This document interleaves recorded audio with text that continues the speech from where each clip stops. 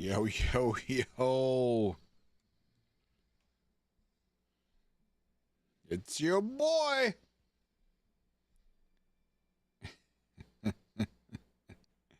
Oh, what a video. All right, what's up, everybody? Hello, hello, hello. Guess what? Guess what we're waiting for? Still waiting here. Let me give one more look. Still nothing.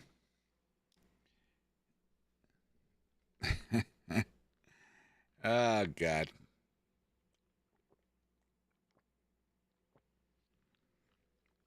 Well, I guess we're going to be stalling here for these patch notes that I got to say, what time is it? So it's 7:30. So it's I believe it's 2:23 New Zealand time, if I'm not mistaken. Well, let me just double check here. On Thursday, current time in New Zealand. Oh, I'm wrong. It's 12:23 p.m. What? There's 7 hours?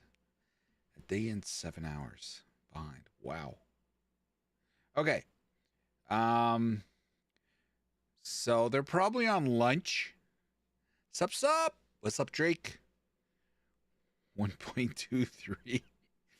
What's up, Drake? Ugh. What's wrong here? How you doing, Drake?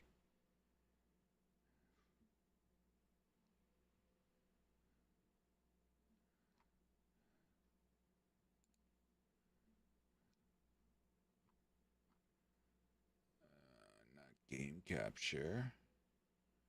Let's turn that off.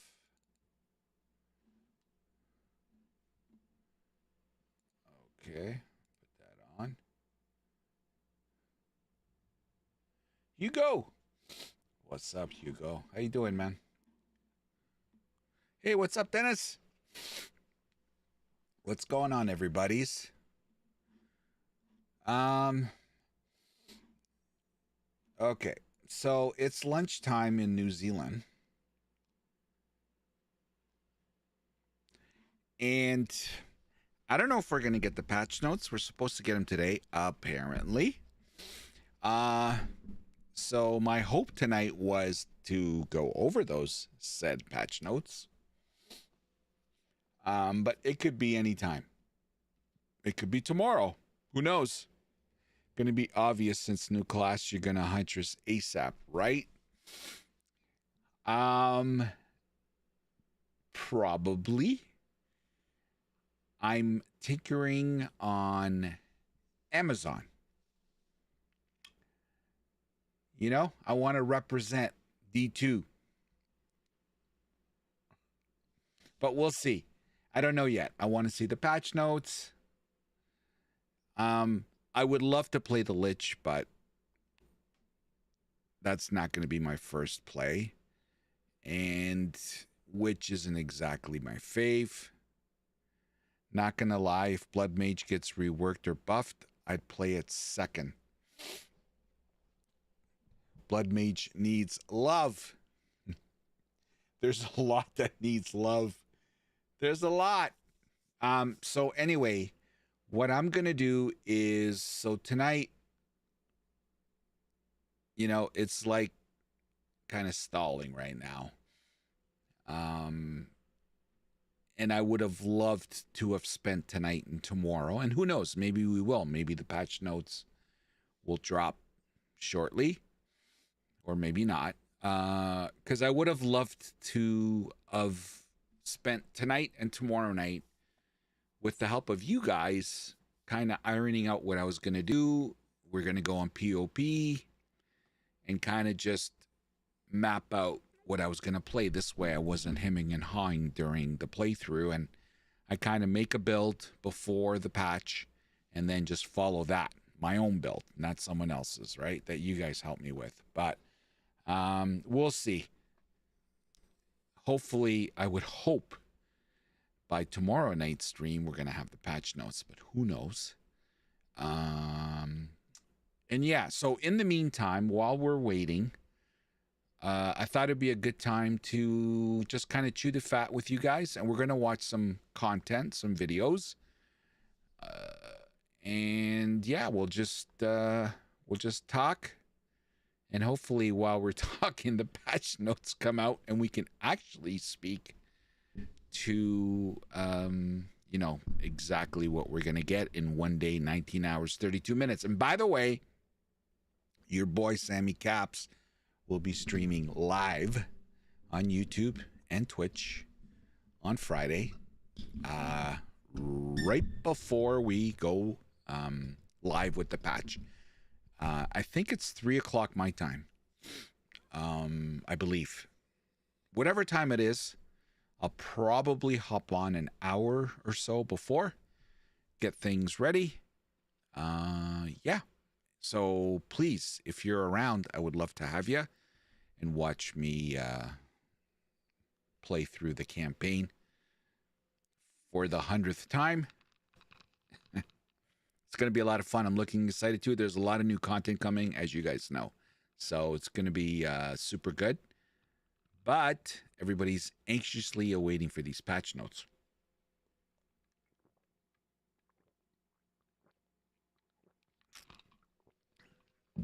Okay. So, what do I got here? Huge endgame potential. So I got a couple of Dream Core. And if you guys haven't watched this guy, he's really good. Really good videos. I highly recommend you watch his stuff. He's a really good content creator. Knows a lot of stuff about... I haven't watched any of these videos. So this one's about endgame potential. And then we're going to watch one on damage, I believe. And then I want to watch one on a Huntress. And I got another one by... we'll get to it.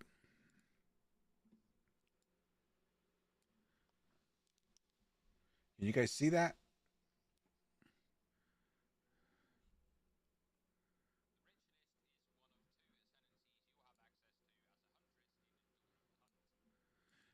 Oh, later, Dennis. Oh, and I think Ziggy, I didn't pull that one up. I think Ziggy has a video on his Huntress gameplay while he was down with the boys at GGG. I'm going to try to find out while we're watching this one. No sound on video. Okay. It's mine. Thank you. Thanks, Dennis. My precious. Precious. The Rich List is one of 2 ascendancies you'll have access to as a Huntress in Dawn of the Hunt. In this video, I'm going to be going over this ascendancy, taking a look at exactly what it does and what builds we might see on this class. Let's begin with the single notable branch on the right, Corrupted Life Force. Now, we do have a good bit of information on this skill as we get to see it in action in the reveal trailer. This appears to be a passive ability that makes blood boils grow on nearby monsters. Then when those monsters are slain, the boils explode, inflicting corrupted blood on nearby monsters. Corrupted blood is a debuff that deals physical damage over time and can stack up to a maximum of 10 stacks. When a new stack is inflicted on an entity, it will refresh the duration of any existing stacks. Importantly, corrupted blood is not bleeding and is not affected by any modifiers to bleeding.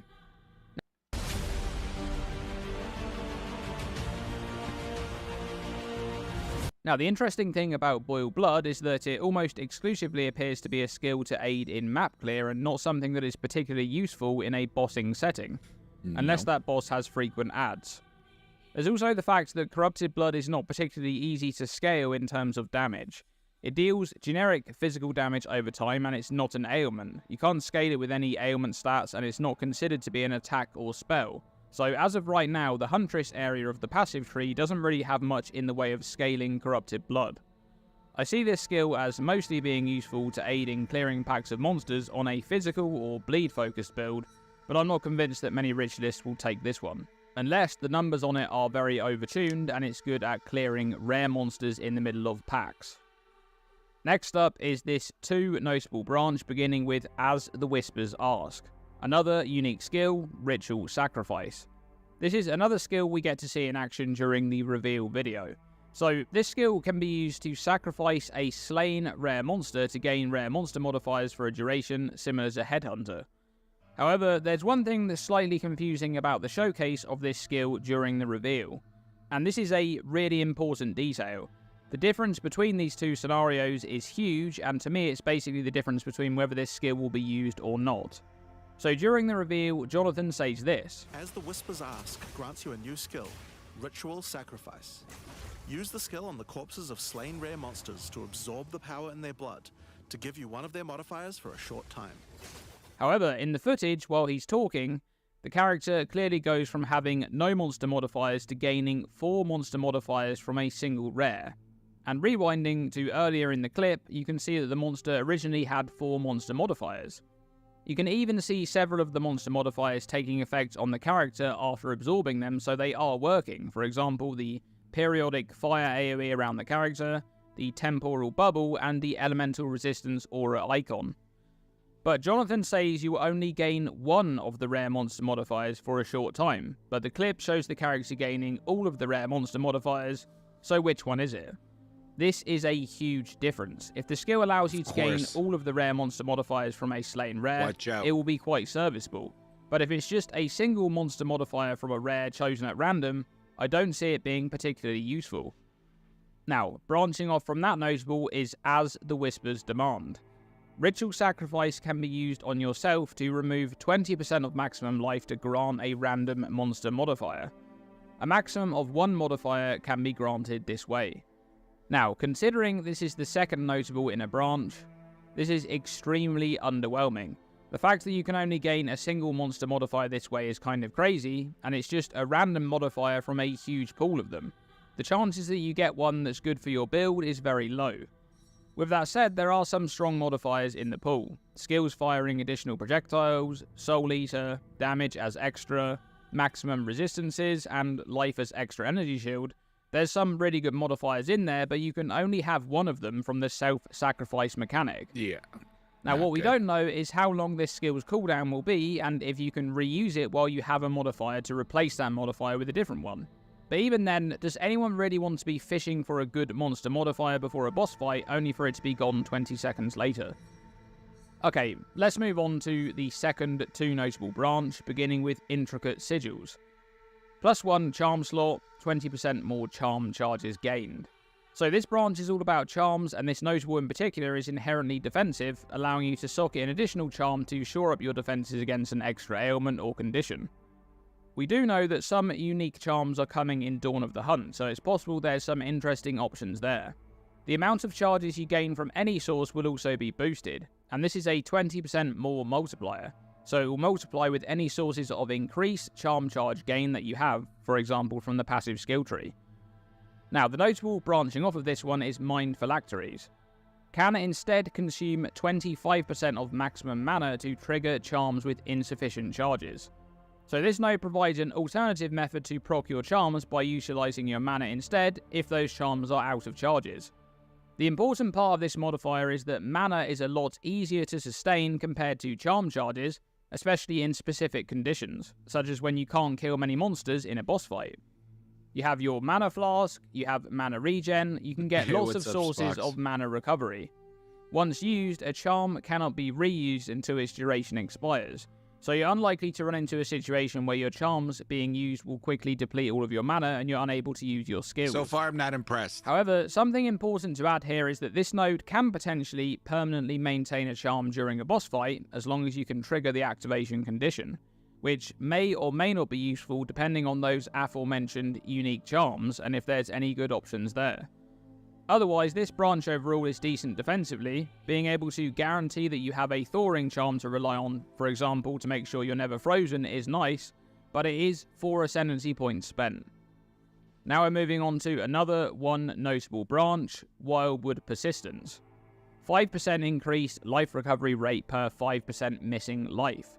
Again, an inherently defensive node. I actually really like this one. The lower your life gets from taking damage or spending it with blood magic, the more potent your life recovery becomes.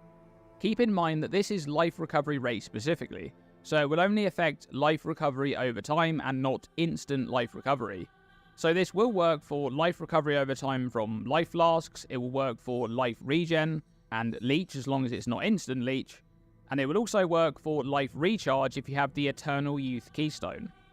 It's a nice 2-point branch to make your recovery more effective when you need it most, but this node really only works in a world where monsters aren't dealing obscene amounts of damage, threatening enough to one-shot you. If that's the case, and they've done a decent job of fixing that in the endgame, then this will be a decent notable to pick up. I doubt it. Okay, now we move on to the last and possibly most interesting branch on this Ascendancy. This is another 2 notable branch, and interestingly we have 3 options for the small nodes to pass through to reach the first notable, and they're all downsides, and with good reason. You must go through either 30% reduced maximum mana, 25% reduced spirit, or minus 15% to all elemental resistances. And by doing so, you'll reach Unfurled Finger, plus 1 ring slot. An entire new gear slot added to your inventory. That is wild. Rings are pretty powerful in PoE 2. You can get a lot of really good stats on these, and there's also a handful of interesting unique options too. On crafted rings, you can get a lot of attributes, resistances, life, and mana. And it will be important when taking this node that you have some powerful rings because of the notable that follows on from this one. But first, we should mention the elephant in the room, Ingenuity. We don't have the patch notes just yet, but I expect that Ingenuity is going to be completely gutted in 0.2.0. I actually think they might completely rework what exactly this build does. Hey, what's up, Chris? Mostly because of this next notable on the rich list. Hey, Spox. Mystic Attunement. Have a good one, bro. 25% increased bonuses gained from equipped rings and amulets. So this is the same modifier that existed on Ingenuity, only that it also affects your amulet slot as well, and it's a much lower magnitude at 25% compared to the 40 to 80% roll on Ingenuity. Now, this is extremely strong, and the existence of this notable leads me to believe that Ingenuity, at least in its current completely busted form, is very likely to be gone next patch. I think it will just do something else entirely. And one of the reasons for that is that they'll want this notable on the rich list to feel special and unique. Now, something notable here is that this modifier also affects your amulet, which is something Ingenuity didn't do, and this has some interesting implications with unique amulets. For example, Defiance of Destiny's unique modifier will recover 12.5% of missing life before being hit instead of 10%, while the Fire Flower unique amulet will grant an additional fire skill gem level if it has a base modifier roll of 4 levels. Astramentis grants an even more ridiculous amount of attributes, and the Anvil has more maximum block chance, and so on. Of course, there's also crafted amulets which can provide a lot of good stats just like rings. So really, the value of both Unfurled Finger and Mystic Attunement really skyrocket the better gear pieces you have in those slots. However, I do want to briefly mention something about this branch. A while back, I made a feedback video about the illusion of choice in PoE 2's Ascendancy design, and this branch right here is another example of that. You are pretty much never taking Unfurled Finger without also taking Mystic Attunement, so that's a bit of a shame to see that style of design continue into the new Ascendancies, but it is what it is.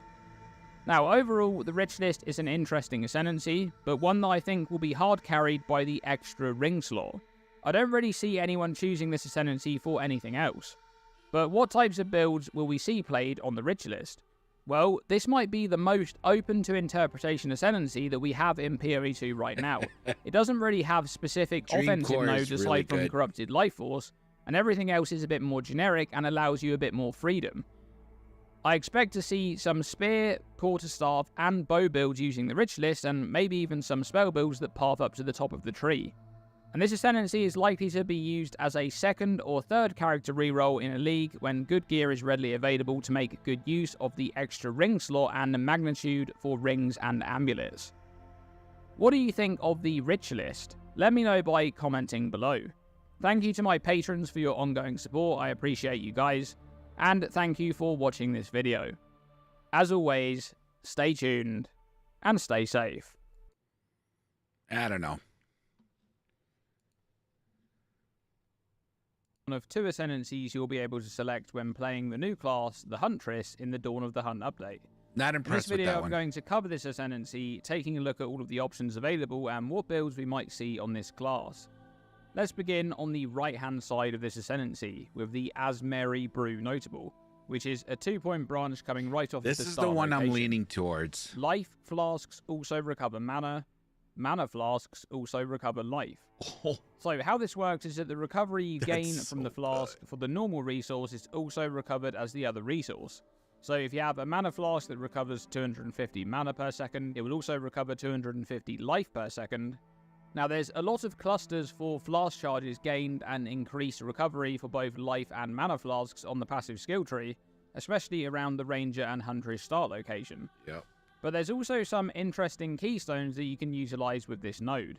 For example, Eternal Youth, which makes life recovery from flasks apply to your Capacitor course check is okay. energy shield instead. In this case, your life and mana flask can both be used to recover your energy shield, making this keystone a more reliable mechanic for ES recovery as you'll have more flask charges available to make use of. There's also Oasis, which prevents charm usage but grants 30% more recovery from flasks, and this boost will affect your recovery for all resources that the flask recovers. So with a reasonable investment into flasks on the tree, this node provides a decent solution to both life and mana recovery. But this ascendancy has a little bit more going on with life recovery from a different node on the opposite side of this cluster. It's another 2-point branch, also extending from the start location, Mystic Harvest. Life Leech recovers based on your elemental damage as well as physical damage. Now, it's super interesting to see this node pop up on an ascendancy, and this really goes a long way to reinforce their design philosophy for recovery in general in PoE 2, where it should be harder to solve and have a higher investment overall compared to PoE 1. Leech in PoE 2 is pretty much exclusively limited to physical attack damage, and this node will allow your elemental damage to proc your Leech modifiers as well. This means you can play a full elemental attack build that has access to Leech. Now, Leech is generally quite weak in PoE 2 right now, but we may see some changes in the upcoming patch to improve it. But at the very least, this node allows Leech to actually function on many of the builds that will ultimately be played on this class, where a lot of the abilities have built-in damage conversion. If a build has some recovery issues, I could see a 2-point investment into Azmeri Brew or Mystic Harvest being quite a good solution. Okay, there's one more 2-point branch right in the middle of this cluster, and once again it branches right off of the start location, Stalking Panther. Evasion rating from equipped helmet, gloves, and boots is doubled. Evasion rating from equipped body armor is halved. Alright, this one is super interesting. It completely changes the dynamic of how you would usually scale your core defense stat from gear, by shifting the importance of gaining a high amount of that stat from the body armor over to other gear slots instead. So firstly, it's important to mention here that these slots are not equal in terms of how much evasion you can actually obtain from them. The helmet in particular can get a lot more evasion compared to both the gloves and boots, whilst the glove slot has the least potential. For example, this triple tier 1 prefix expert hunter with 1500 evasion rating, while boots need a prefix open for movement speed, and gloves, even with 3 tier 1 prefixes, only comes out at just over 900 evasion. There's also the option there to utilize hybrid evasion ES gear, but you do lose effectiveness from the node as it only doubles evasion in those slots. Now, the real potential of this node is allowing the use of powerful, unique body armors which typically have low base defenses.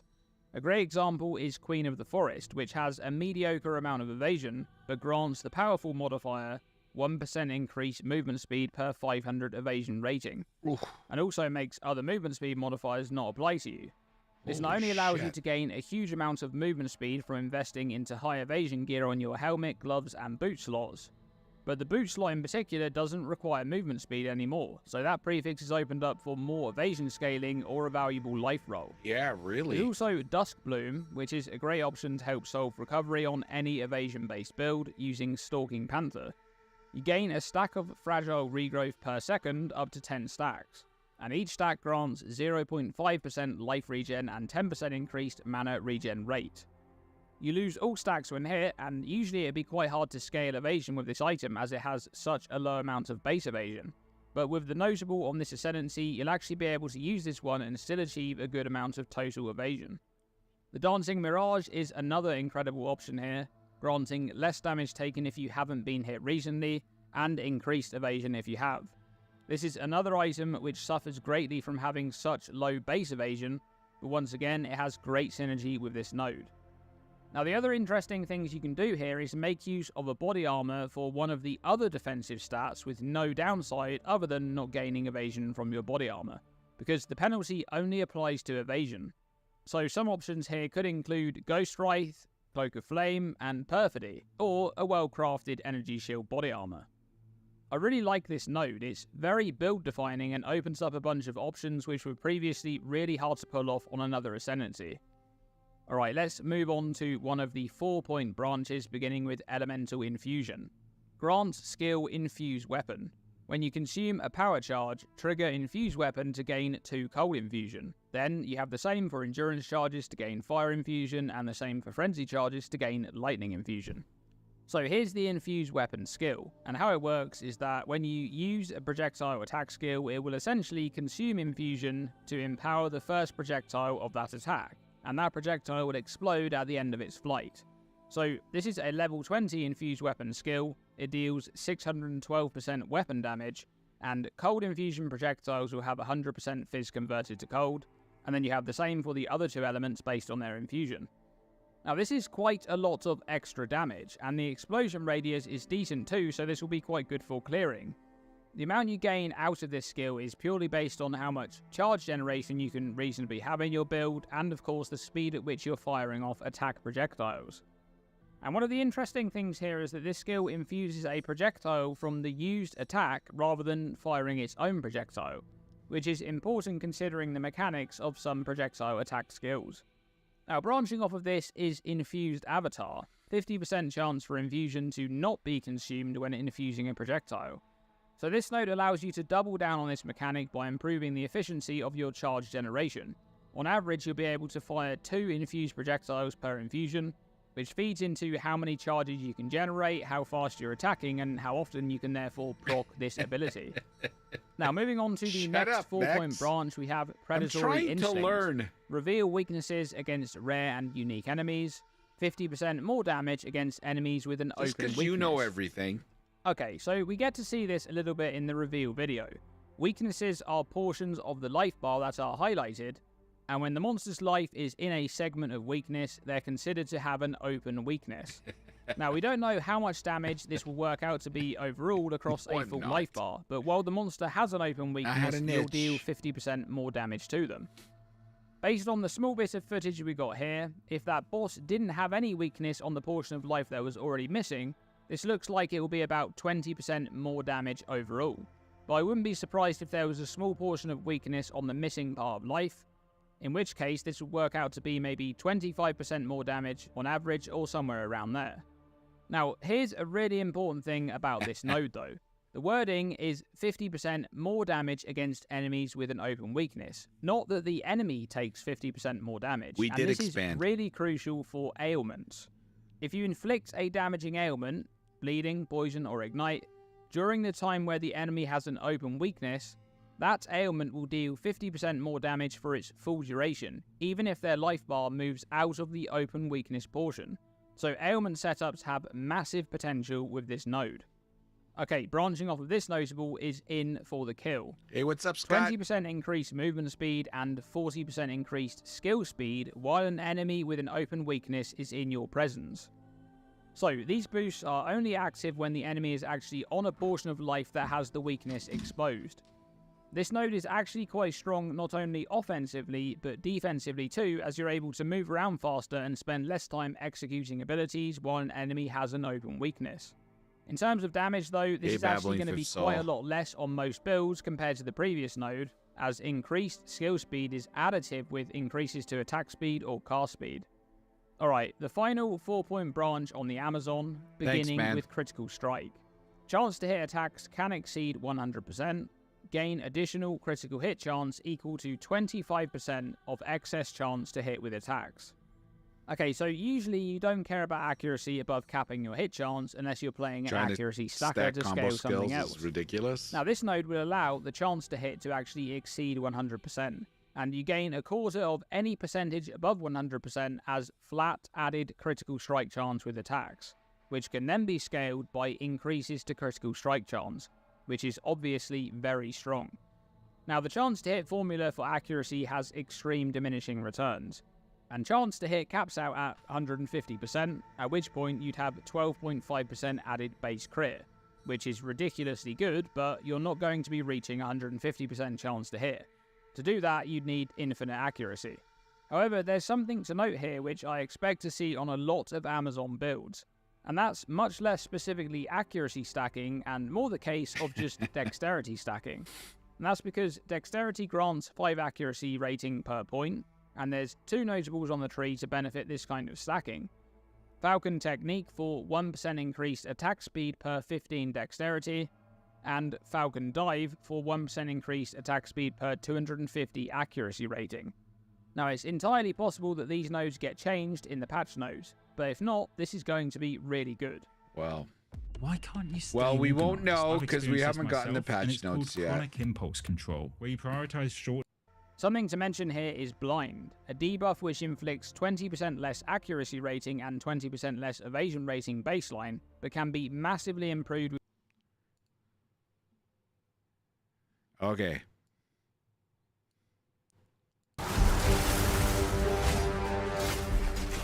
So this is Ziggy's Huntress.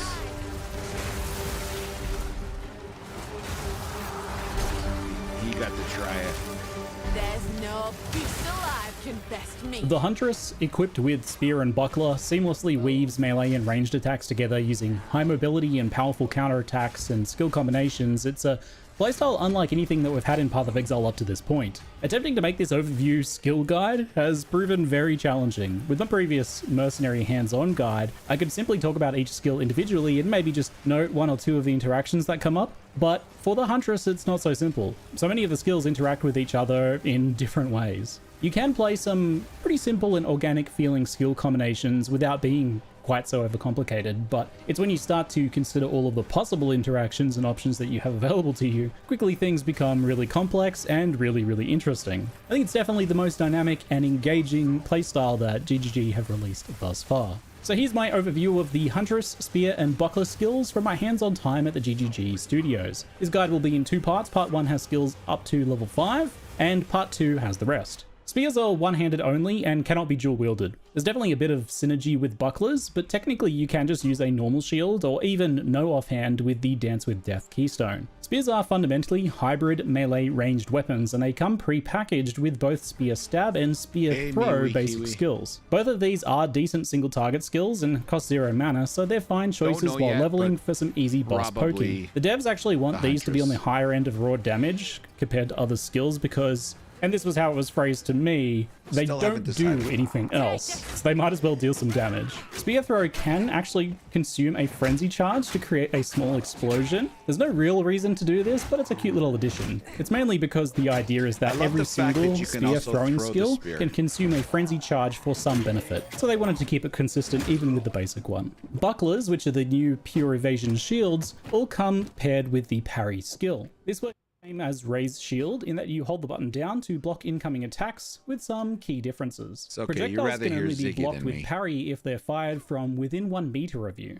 After a successful parry block, the enemy is struck for a small amount of damage, they're light stunned, and they gain the parry debuff for 2 seconds. This parry debuff causes them to take 50% more attack damage for that duration, and that's from anything, it doesn't have to be a specific skill, just any attack. But the parry debuff can also be consumed by some specific skills that we'll go into later. As normal, you can parry any regular melee attack or spell, you just cannot parry slams or explosions, or the big red flashy boss abilities basically. While parrying you won't evade attacks, but evasion still does do something, it prevents heavy stun buildup. And on that note, and this is not specific to parry but just globally across the board, heavy stun is now a fair bit more punishing towards players. That said, evasion scaling in the nature of how you tend to actually parry and then counterattack made this rarely an issue for me after the beginning. I did get heavy stunned a few times, but it rarely caught me by surprise. and long term it almost started never happening. Unlike other games with parry, there's no timing requirement those here. tornadoes are You don't have to wicked. get some sort of perfect thing right as a certain part of the attack is happening. You just channel the parry skill, hold it as long as you want until an attack is automatically parried, as long as you're within range of it if it's a projectile, or as long as it was going to hit you if it's a melee attack. Generally speaking, you'll hold the parry skill down, the parry will occur, and then you'll counterattack with some ability to take advantage of the parry debuff. There's no real skill component here outside of just knowing what things you can parry. And since that's consistent in that it's close range projectiles or any attack that's not a slam, basically, it's a pretty easy thing for you to learn over time. My opinion on parry walking away from this was really Richard. positive. It's important, Richard, how fun, are and ya? really effective. It can downright embarrass some of the bosses where you just kind of like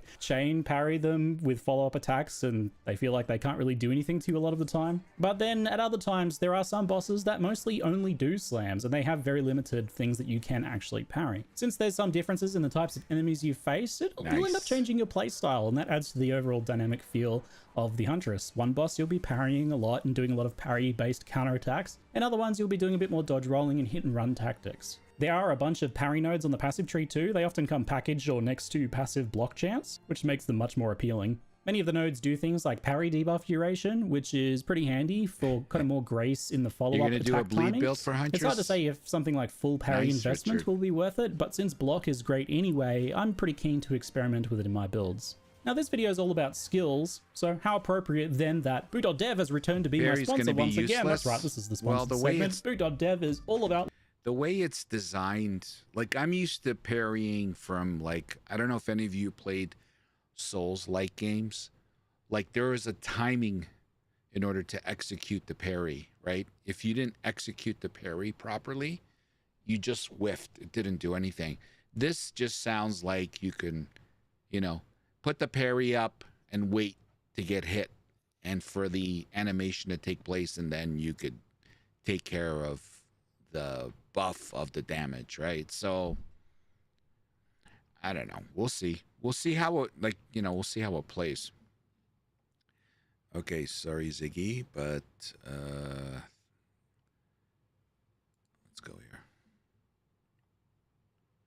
It's a melee range debuff on a hit charge rate. The first skill you get from the tutorial is actually Whirling Slash, but I wanted to talk about Disengage first, as it's the follow-up to parry that you get access to the earliest. Disengage ended up being the skill I found myself cutting first in my different runs. It's a slashing backflip with a small AoE. Stand it has still a on short a map that cooldown, long so you and see can't what quite happens. Yeah. use it end to end, but you can do things like use Disengage, dodge roll, move a little bit, then disengage again pretty smoothly. You It flips played you them all, away from your Richard? mouse cursor or Yeah. target, but you can obviously use that to flip you forwards or sideways depending on where you aim. It seems to work similarly to dodge overall, and it can be used to animation cancel too from other attacks, could be used while using other attacks. And it also does avoid damage. It guarantees strikes and projectiles miss you while you're flipping. When the attack portion hits a target that has the parry debuff as well, it causes a chunky little explosion and consumes the debuff to give you a frenzy charge. Since quite a few things want frenzy charges for powerful buffs, the early game strategy of parry, disengage, then throw an empowered spear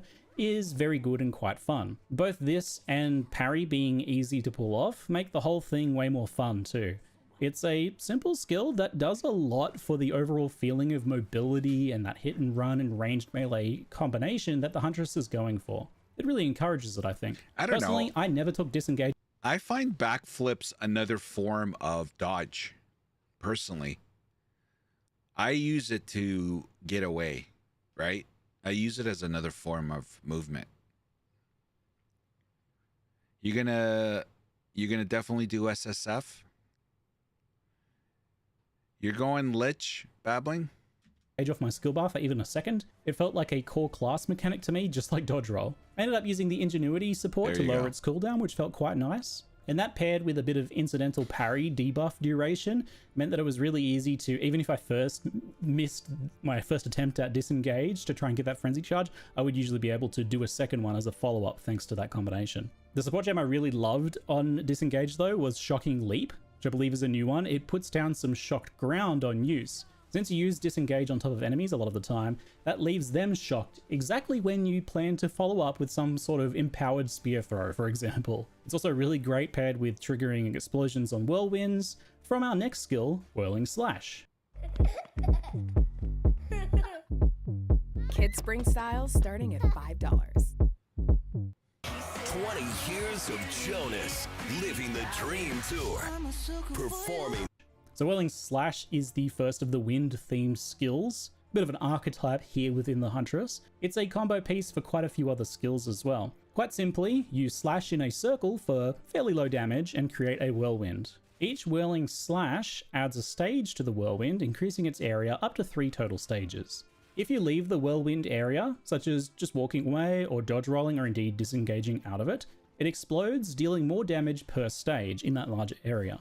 Its main use early on is AoE for packs of enemies. You'll slash and slash and slash, and then dodge roll away or disengage, detonating it and killing the enemies. You'll get a feel for how much damage you need to do to the enemies before you detonate, so you might end up doing an extra slash here or there to get them low enough so that the detonate will kill them, but this is something you get a feel for as your gear evolves. It's less single target, just outright used, than Spear Stab in most cases, but you can build whirlwinds ahead of time for single target situations, like for example when you're moving to engage an enemy, or if you're waiting for a boss to spawn, for example, you can pre-place those whirlwinds so that when you're forced to move, like a dodge roll or something, it'll detonate, dealing a bit of extra damage. Not to mention that whirlwind blinds enemies, so it's nice to just have down ahead of time. It's a pretty core skill for the early game and feels quite good, but does need a little bit of kind of practice and tips for using it. So here's some things that I noted. The slash has a forward leap if targeted ahead of you, so that you can use it as a gap closer, and that's kind of what you should do. Think of it like hit and run,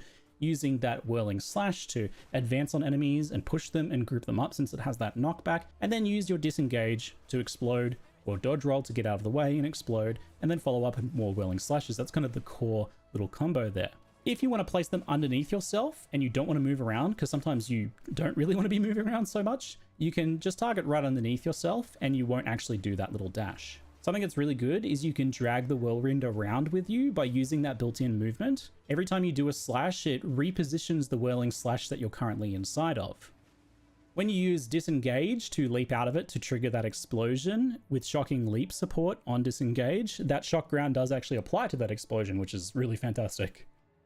Some suggested supports include the new one, Cadence. This would work well a lot of the time, I think, here, because you're doing 3 attacks, then doing something else, then another 3. So you should maintain something like a 30 to 60% attack speed buff a lot of the time, but you shouldn't ever hit that downside of attacking 8 times in 4 seconds, because you're going to be mixing up the skills you're doing, typically with Whirling Slash, and not just slashing endlessly. So you're never really going to have that cooldown effect. Kind of a neat little support gem. Alternatively, the much more simple approach of Martial Tempo is solid and just makes things nicer for setting up whirlwinds for twisters that we'll talk about in a moment. I found myself using Bloodlust on it to scale damage if the target was bleeding, which is easily done with other skills like Rake, so that's a nice damage scaling option, even in non-bleed builds. And since, especially with Martial Tempo or Cadence, it's something you're hitting with quite often, it can be used for building up rage stacks with the rage support, for example. So next up is Twister, and this is the natural pairing with Whirling Slash. It simply sends a projectile that pierces through all targets and bounces off walls until it runs out of duration. The Twister is blind as well, which is a nice defensive buff to be able to apply guaranteed on enemies at a range like this. Like whirlwinds, when Twisters travel over ground effects, they actually gain that element and deal 30% added elemental damage of that type. When they collide with a whirlwind from skills such as Whirling Slash, they consume the whirlwind to deal more damage and create more projectiles. Just note this doesn't cause the whirlwind to explode like it normally would. It consumes it to do this alternate effect with twisters specifically. So if you fire a whirlwind into a stage 3 twister, that means 180% more damage and 4 whirlwinds instead of 1. So that's pretty substantial payoff. As a baseline, twisters deal less damage than just using like basic spear throw, but you know, they pierce and they can bounce around and they can hit the target again as they bounce and come back. Pretty nice in enclosed areas, and when they're fully buffed with added elemental damage, they do tend to deal quite a bit more damage overall. They cannot shotgun with multiple projectiles though, even if it's created from the whirlwind, but more projectiles can make it more likely for extra hits after bouncing, so you can still end up getting more single target damage with extra projectile. I did test with and without Scattershot, and overall I didn't really like Scattershot on this, mostly preferring to use the whirlwind buff instead. Overall, the skill works really well in small arenas or in tighter spaces, and it can be really nicely combined with whirlwind for kind of encountering dangerous packs and dealing with them before you get, in too much danger. It's a bit like Spark, so duration and projectile speed are both options for scaling it so that you can hit more targets, bounce off walls, and hit the enemy again. I did find myself using this quite a lot, off and on, in different zones. Sometimes it performed really, really well, and other times it was just okay. It's especially nice when you just incidentally have some elemental ground effects around, and that includes even just the shocked ground from disengage, which naturally puts the shocked ground between you and your target, so it's kind of perfect. For other support options, there's plenty of things you can do with this, but the Pursuit and Retreat supports, the new ones, felt like a great combo with this and Whirlwind. So let's talk about them. The hybrid melee ranged playstyle of the Huntress and Spears is encapsulated in a brand new pair of support gems here, which kind of naturally go together. Pursuit makes the linked melee attack deal 30% more melee damage if you damage an enemy with a projectile attack in the last 8 seconds. And conversely, Retreat is the opposite. 25% more projectile damage if you've damaged an enemy with a melee hit in the last 8 seconds. You get what they're going for here, it's pretty obvious. Both have an additional restriction though, preventing the linked skills from doing the other type of damage. This is likely just to prevent issues with like hybrid skills, like Monk's Falling Thunder for example, that have both a melee and projectile component. I didn't run into this at all playing on an actual Huntress. The simplest and most obvious pairing here is just Whirling Slash and Twister, right? They combo together nicely, they're melee and ranged. But that said, the 8 seconds is pretty long, and you can even activate Retreat pretty easily by just using on mobility skills like Thunderous Leap or Disengage. You disengage, you hit the target, that gives you 8 seconds of uptime on your damage scaling for your projectile skill. Very nice. Mobile accessories. Let's just forget phone cases. There Damage are looks 1.5 billion slow. mobile phones sold every year. Next skill in that first tier of those not level 1 gems overpowering. is Explosive Spear, and this is one of my favorites. It throws a low damage spear that detonates after 2.5 seconds to deal a powerful fire damage explosion. Now you can only have one active spear at a time, and you have to wait for it to detonate before you throw another one, otherwise you'll override it and it'll never detonate. So there's some level of self-control that you need to apply here. That said, consuming a frenzy charge causes it to detonate As he instantly, throws leaving two behind spears. burning ground. Explosive Spear's explosion, whether it's with frenzy charge or after the delay, acts as a detonator, meaning that it can detonate other skills that we'll see later on like Stormlance or Rapid Assault's stuck spearheads. Explosive Spear overall is very satisfying and effective. The limit on active spears and the longer detonation time actually means that you weave it in between your other skills and combine it opportunistically. Whenever you find a parry opportunity, you can disengage to make a frenzy charge, Explosive Spear for that burning ground and some nice damage, and then follow up with Whirling Slash or Twisters to empower them with that added fire damage. Most builds I think will use this for at least a while in Act 1. It's just a good leveling skill for that early portion of the game, if nothing else. But that said, it's definitely got core skill potential, and it was one of the main skills I ended up using in the elemental build that I fell into, combined with Stormlance. For supports, you've got your obvious choices like Fire Imbuement and Primal Armament, Concentrated Effect or Magnified Effect if you want more area of effect, for example. And you can do things with Persistence or Despoiler for burn ground duration, of course, if you're using it mostly to buff your Whirlwinds or Twisters. The gem I liked the most, though, was Overabundance, which is +1 charge and 50% less duration. The duration doesn't actually affect the detonation time, which would obviously probably be a good thing, but that's okay.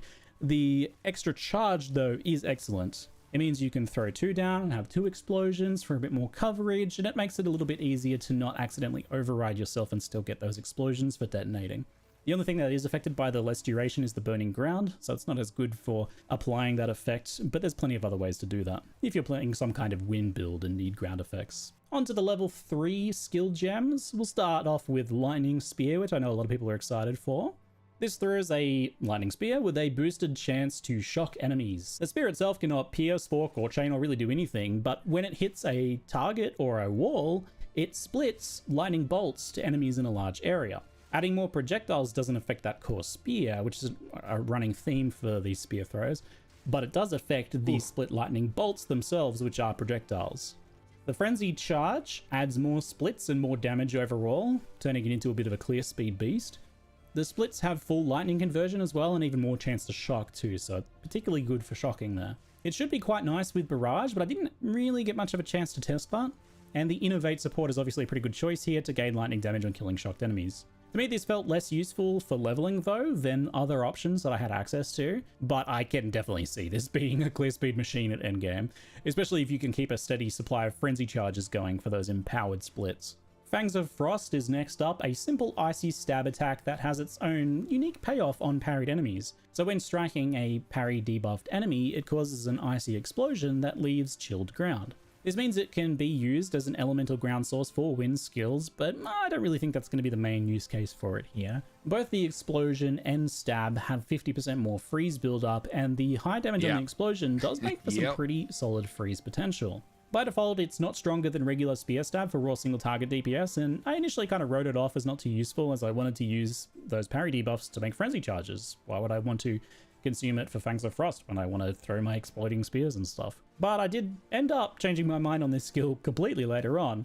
When I started getting frenzies from other sources, I found it much more useful overall. With the Combat Frenzy Spirit skill, freezing enemies can generate you easy frenzy charges, and this made it become a core skill in my eventual elemental spear throwing build. A quick poke on trash monsters is a near guaranteed freeze, and therefore a frenzy charge. Great. Much easier than trying to do a parry and disengage. And then when you do use parry for a tougher enemy, you can follow up with a Fangs of Frost for an even more higher chance of getting that freeze. And with decent supports like Cold Infusion and Pursuit, for example, it became a pretty solid high damage and satisfying melee skill to weave in on an otherwise ranged playstyle that I was messing with. The next skill is Spear Field, which is a slightly unusual one that I initially penned as mostly a utility skill, but I think has some pretty strong potential. With Spear Field, you stab the ground and see many spears emerge from the ground in a cone. These spears will explode when enemies come into contact with them, so either when you summon them into an enemy, or if the enemy walks into them or is pushed into them. The spear explosions maim enemies with additional maim effect, slowing their movement speed considerably, and dealing a decent little chunk of damage. Nothing too crazy for single explosions, but obviously this is something that you can do more with and build up a bit. I did kind of write this one off initially, but then when I tried it again much later on, and again on a second run, I was focusing more on like a Bleed Fizz character, it did start to blow me away a little bit. You get a spear every 0.2 meters of space, so the way this skill works is more AoE equals more spears, but they don't cluster tighter if you use something like Concentrated Effect, for example. It has a maximum of 70 spears total, and they seem to start replacing after about 3 uses of the skill. So although the amount of spears you get per 0.2 meters of space is fixed, you can stack the spear fields on top of each other. So you can stack 3 on top of each other and get quite a bit more damage clustered for where a boss is going to be walking through, for example. So a bit of a hypothetical here, this is just some theory crafting. With Concentrated Effect, you may be able to stack more and deal more damage in the same location, because maybe you are getting less AoE, which means less spears are being kind of put down per use of the skill. So that means maybe you could do 4 or 5 spear fields on top of each other for single target, or you just spam them into the boss, deleting them as they spawn. Still, Concentrated Effect would be very good there for that. Quality is quite interesting in this as well. It has a chance for hazards to rearm, and I did see this kind of hazard keyword elsewhere on the passive skill tree, for example, which it's basically any like damage dealing effect that's left behind from a skill. So basically this and Frost Wall. There's new passives in the Huntress area that affect hazards in various ways, such as Rearm Chance, and Rearm Chance for something like this is just a direct damage multiplier. 15% chance to rearm is 15% more damage. It's effective against larger enemies and very effective against enemies that move around or chase you. I kind of wonder if you could use knockback from the spears to push enemies into more spears. So some knockback on the skill itself, or globally perhaps. It would probably take some investment, but could be interesting to look at. I actually think this is a super strong skill against the right types of enemies and built around correctly, in addition to providing some decent utility for slowing enemies down in ranged or bleed builds. Keep in mind that a moving enemy gains bonus bleed damage, and if they're walking slower, they spend more time overall walking to get where they want to be. Here's to sharing a little joy. Little joy, little joy. Speaking of bleed builds, the next skill is Rake, the last of the level 3 skills, and this is a bleed-themed mobility skill. Rake is a slashing attack that leaps forwards to a target if possible. It's got a moderate range when targeted on a specific enemy, otherwise it's just a small leap forwards. It takes a bit of practice to get used to what enemies you can reach to max range with it, but it's really zippy overall, and it can dash you around enemies, and it kind of path finds around obstacles really well too, to travel you really far sometimes. And that's good because it does up to 100% more damage based on the distance traveled. You're incentivized to use it to hit and run or as a gap closer after you flip away with disengage, for example. Now it has a 100% chance to inflict a bleed and 100% more magnitude of bleed, in addition to that up to 100% more damage based on distance, so there's some decent bleed scaling going on here. It's got a somewhat low base attack damage, but all of those kind of multipliers put together mean that it ends up being a pretty good skill, if nothing else for clear, and surprisingly actually good for single target as like a hit and run combined with some other skills. It's really fast and fun skill. I liked it a lot. A useful mobility even on non-bleed builds too. The combo of Rake, Whirlwind, parry, disengage, and then Rake again, just kind of like that dash in, flip back combo. It was really fun. Obviously, brutality, heft, and deep cuts are going to be there for bleed damage. Cadence and martial tempo if you want to use it more for speed and maneuverability. And I actually stumbled upon Stomping Ground as a support for this, which is really fun. Rake moves so fast and there's kind of a lot of steps, so Stomping Ground adds a bunch of hits to make Rake a better single target and clear skill at the same time. You just kind of have to have a little bit of strength for the damage to be based on while leveling, but because on a bleed build you need a bunch of red supports, you're going to have some strength anyway, and just with the strength I kind of needed from and got from some incidental gear, I found this combo was very strong. Definitely a cool combo. One to have a look at for sure. Since we're talking about bleed skills, it's time for the skill with the edgiest, sickest name of all time. Herald of Blood. Herald of Blood is, as name suggests, a new bleed-oriented herald skill, which means you get access to it at gem level 4, also known as gem level 10 after killing the King of the Mists. While active, killing an enemy that has experienced quote-unquote blood loss causes them to explode, dealing physical attack damage in an area. So blood loss is this new system where the total bleed damage on enemies can be tracked and seen on the life bars as this kind of like missing portion of life. You'll only see it whenever you have a skill or an effect that cares about blood loss in some way. So as soon as you put Herald of Blood on, you'll start seeing it on enemies. The explosion has some base physical damage, but the bulk of its damage is actually based on the total blood loss of the exploded enemy. It's 15% of the exploding enemy's blood loss total. So this is an unscalable value, which is typical for effects like this, since it's already effectively has been scaled by your damage in the first place via the actual bleed in the first place. A bit like Plague Bearer from Path of Exile 1 if you're familiar. What this means is that even just 1 point of bleed damage is enough to cause Herald of Blood to explode for a small amount of damage, regardless of whether the enemy actually dies to bleed or another hit or something else, just as long as they experience blood loss at some point, even if they've stopped bleeding entirely. But enemies that have had a lot of blood loss, say primarily dying to like a large bleed from Rake, for example, will cause some very chunky, high damage explosions. As an added bonus, the explosion can aggravate bleed on nearby targets, which makes the bleed deal its bonus damage as if the target was moving. This alongside the explosion should help clear up stragglers and give bleed builds that juicy AoE clear that they desperately need. Although it's an attack and requires a martial weapon to equip and activate, it doesn't scale off of your weapon damage, so maybe you can do some clever things with that perhaps. It's pretty satisfying and effective at even leveling a build that's not really focused on bleed, and using Rake for mobility, it was great for AoE clear. You can of course support it as well, just keep in mind that the blood loss damage is unscalable, so you mostly want to stick to things like Magnified Effect for extra area or utility supports, I imagine. Now moving on to skill level 5, we'll start with Rapid Assault.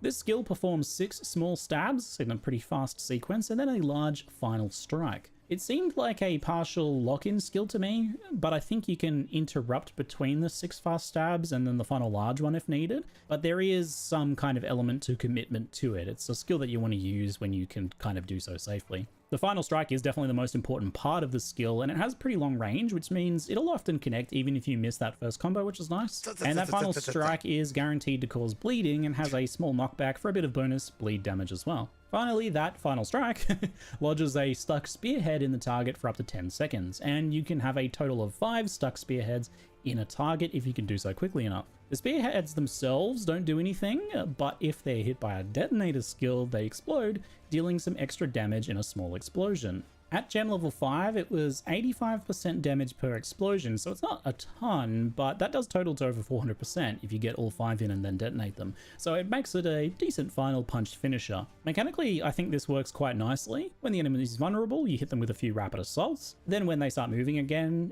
you detonate the spearheads with an explosive spear or a thunderous leap. Depending on your build, you might be throwing detonators anyway, so that extra damage is just bound to happen as a bonus. When you kind of math out the small rapid hits, the big final hit, and then the potential detonations down the line, it does end up being quite good single.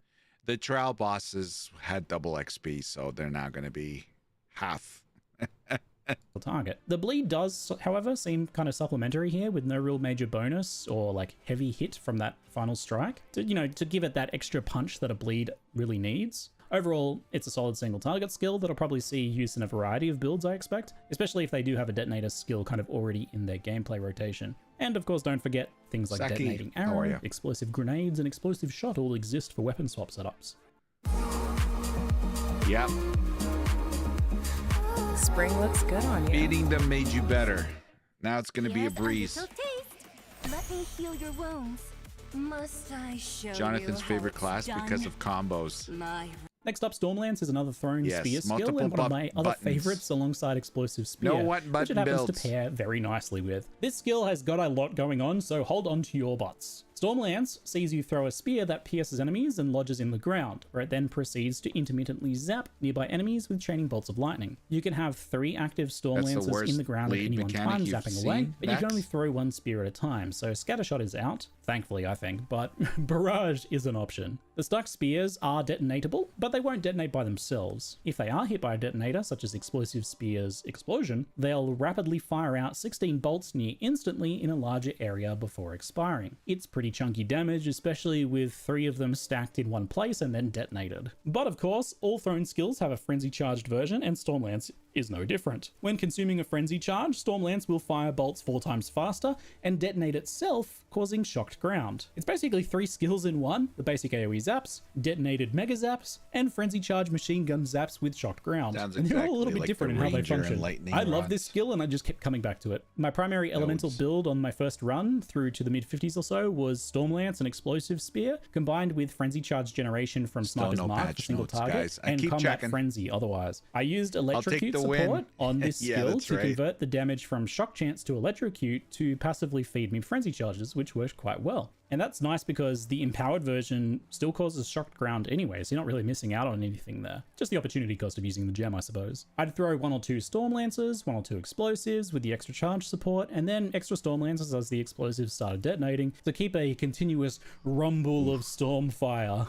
And those would just be getting passively empowered as frenzy charges kind of trickled in better and better as I got more and more investment as I went. It's safe to say that Stormlance is a gonna be hard good with recommend bows or from me, crossbows? based on my first impressions, though I can see Lightning I'm Spear sure they're outperforming gonna- it on pure clear sure there's speed, gonna of be course, people but trying this it. is a nice combined AoE and single target skill. The final skill I did want to mention is Barrage. It's not technically a new skill, but it is available here on this line and has been reworked a little bit to Are have you its really functionality X-rated? You're expanded gonna to go Huntress include with bow? thrown spear attacks in addition to bow attacks. This means that it doesn't work for Twister, which isn't a thrown spear. It's a projectile attack, but you don't actually throw your spear. But it will for the rest of the thrown spears. If you're unfamiliar, Barrage works by you cast a quick spell that gives you a little buff that then empowers your next attack, compatible to have 2 additional repeats, basically. One thing to remember is that it also consumes frenzy charges to add additional repeats, and that's a good thing, like but being here in different. these builds, it may consume the frenzy charges that you intended to empower a spear throw instead, so it's not necessarily all upside there.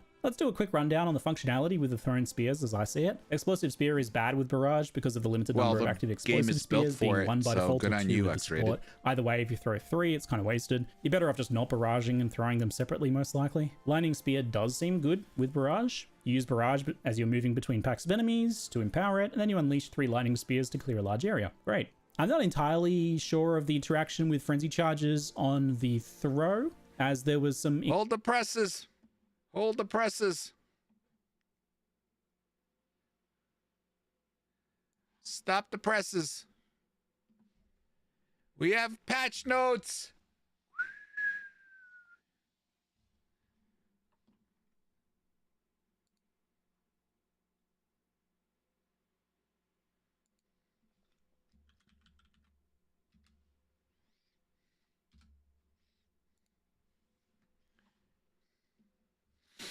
All right, let's go. Damn it, I should have got my coffee. Okay, Path of Exile 2, Dawn of the Hunt. Start fresh in a new economy with Dawn of the Hunt League. Can you guys see this? Yes. All of your old characters from early access launch are still present, but a free passive tree refund has been granted due to the changes. Ooh. We would highly encourage you to join the new leagues to fully take in the changes we made. I'm starting fresh. It's one of my favorite things with new league starts is starting brand new. There are standard, hardcore, and SSF variations of Dawn of the Hunt League available. They have the same core mechanics and items as the existing early access league. Okay. New content and features. They added a new playable character class, the Huntress. Added the new Amazon and Rich List Ascendancy classes for the Huntress. Added the Smithic Katava Ascendancy for the Warrior, Tactician for the Mercenary, Lich for the Witch. Added 25 new skills. Added over 25 new skills, primary spear skills. Added over 100 new support skills, gems. Added 2 new item classes, spears and bucklers. Added 100 new unique items. Added, okay, we all know this, right? Yep. 12 rogues, 12 rogue exiles. This is all part of the live reveal that we saw. As Mirian Wisps added 15 new socketable items with new modifiers that you can craft onto your items. Introduced the Twilight Reliquary. I butchered that. Okay, we know this. Continue to improve the sound, art, effects, and environment. Okay. Endgame changes. Areas of corruption. Okay, again, we're all aware of this. Areas of corruption on the Atlas now have a central corrupted nexus. That is the source of the affliction. In the areas leading to the nexus, corruption will spill out from slain enemies and amalgamate into powerful monsters. Upon reaching the nexus, you will begin the task of cleansing the source of corruption. Complete this task and receive crystalline shards that you can use to obtain Atlas passive skill points. So we're going to be able to get Atlas passive skill points much earlier. A boss for each faction has been added. These appear in the corrupted nexus. A boss for each faction. Okay. Additional corruption monster factions have also been introduced. Corruption monsters have had their visuals animated. Okay. Corruption areas no longer implicitly have +1 to area level, but now are much more likely to have modifiers. And the modifiers can be more powerful. Some new corruption modifiers have also been added. Cleansing a nexus will cause surrounding maps to become cleansed maps, which have their own set of monsters and rewards, including the newly introduced Fracturing Orb. The Fracturing Orb fractures a random modifier on a rare item with at least 4 modifiers, locking it in place. So if you have a Gucci modifier, this is what you want to do. You lock it in and it'll never change. Good luck. In order to obtain a corrupted nexus map, the waystone placed in the map device will need to have at least 4 modifiers. You can now respawn and return to a map if you die. Upon first entering the end game, you get up to 6 total attempts per map. As you add more modifiers to a waystone, the number of respawns go down. April Fools. Next. In parties, everyone gets to respawn that number of times. You will be able to enter and exit your maps as much as you like as you haven't died. The number of portal is representative of the number of revives you have during the map. You will be able to enter and exit your maps as much as you like as long as you haven't died. The number of portals is representative of the number of revives you've had during the map. Okay, that's awesome. So we can go in and out, in and out. We're not getting penalized. We're not losing a portal. Okay, once you start a boss fight, the respawning system will change to require the map owner to collectively respawn the entire party. This is so that you must still kill the boss from full life. Okay, if you decide to rush the map boss without interacting with any of the other map content and then die, you will respawn at the boss checkpoint and only the map boss will be present. All of the other monsters and content will be removed. This is to prevent cases where players would be able to farm multiple copies of the same rewards by dying on purpose. Wow. The number of towers on the Atlas have been reduced drastically, 1/3, but each one is now more powerful. Tablets, except overseas tablets, inherently add twice as many mechanics to towers. Using higher tier waystones and towers also now increases the number of mechanics applied by tablets. By tier 15, the bonus is double. allowing a signal tablet to now add 4 times as many things as before. And it also influences a shit ton more maps. Tower maps can now spawn with all extra content mechanics, including bosses. Nice. The number of maps affected by, here we go, has been doubled on average and also now scales based on map tier. That's what I just kind of said. Killing rare monsters required for map completion no longer has a chance to grant monster modifiers to the remaining rare monsters. Increased the chance for rare monsters to have 3 or 4 modifiers in maps. Note, this means they drop more items. This is mostly to compensate for the removal of rare monsters, granting their modifiers to other rare monsters on death. A checkpoint now spawns when the last available optional content in a map has been completed. Extra content such as Breach, Delirium, Expedition, Ritual now start spawning further away from the Ziggurat Refuge. How Waystones are obtained in maps has been redesigned. Our intention is to make both sustaining Waystone drops much more reliable and less dependent on random elements. Waystones can no longer drop at a lower tier than the map you are in.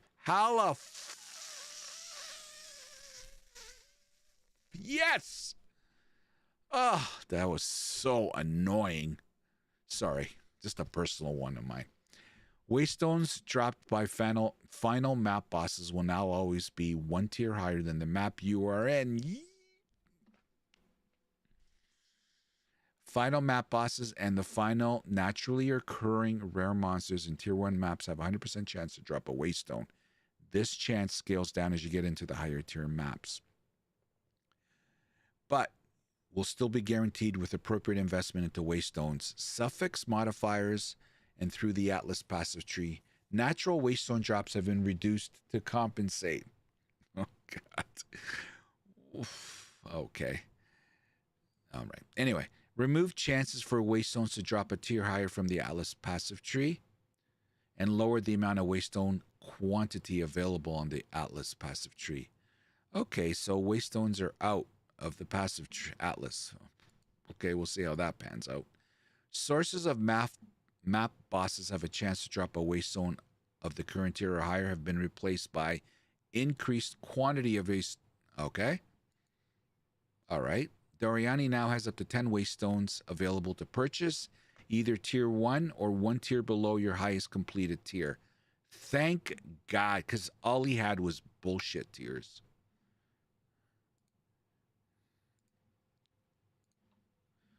Overseer tablets now cause up to 2 to 4 maps in range to contain bosses.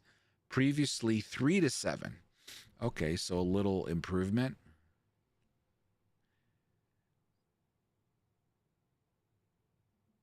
Oh, that's a downgrade.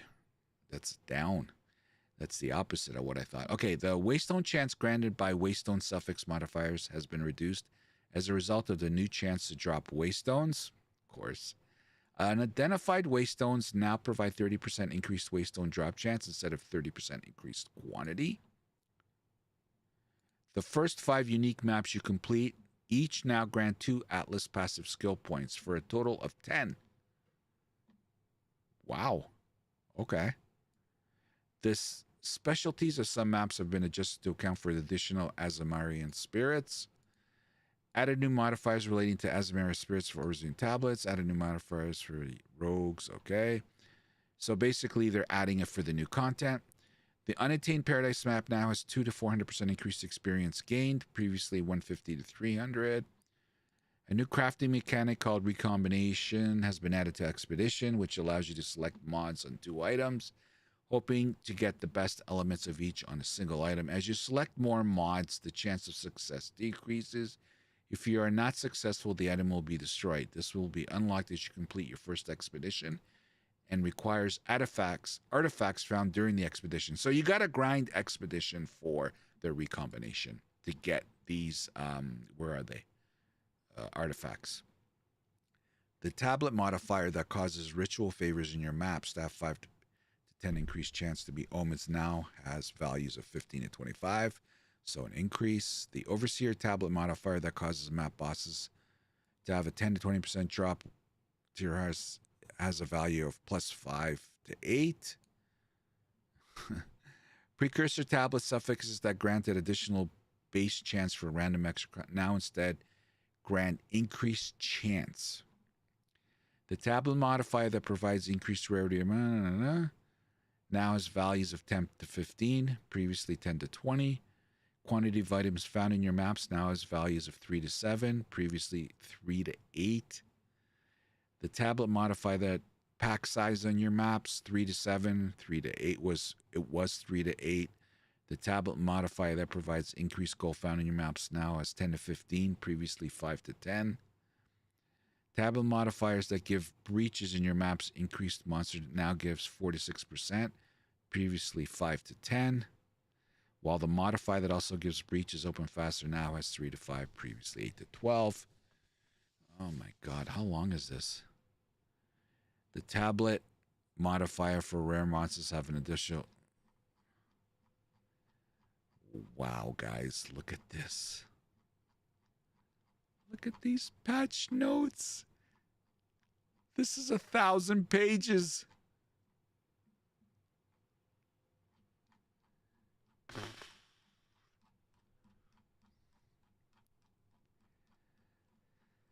Oh, we're going to be here till tomorrow.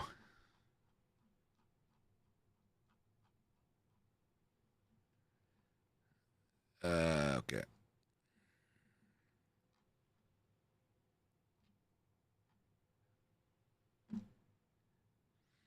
The tablet modifier for rare monsters have an additional modifier can no longer roll. The modifier in Simulacrum for rare monsters has an additional modifier for no longer appears. The various endgame quests that lead to the Arbiter of Ash encounter have been consolidated into a single quest. Wow. Okay, good. All bosses that are affected by difficulty in Simulacrum can now drop all of their specific at any difficulty. However, rare uniques are even rarer at low difficulty. This also applies to the drop chance of keys from this content. Pinnacle boss content now takes roughly half the amount of time to unlock compared to before. That's awesome.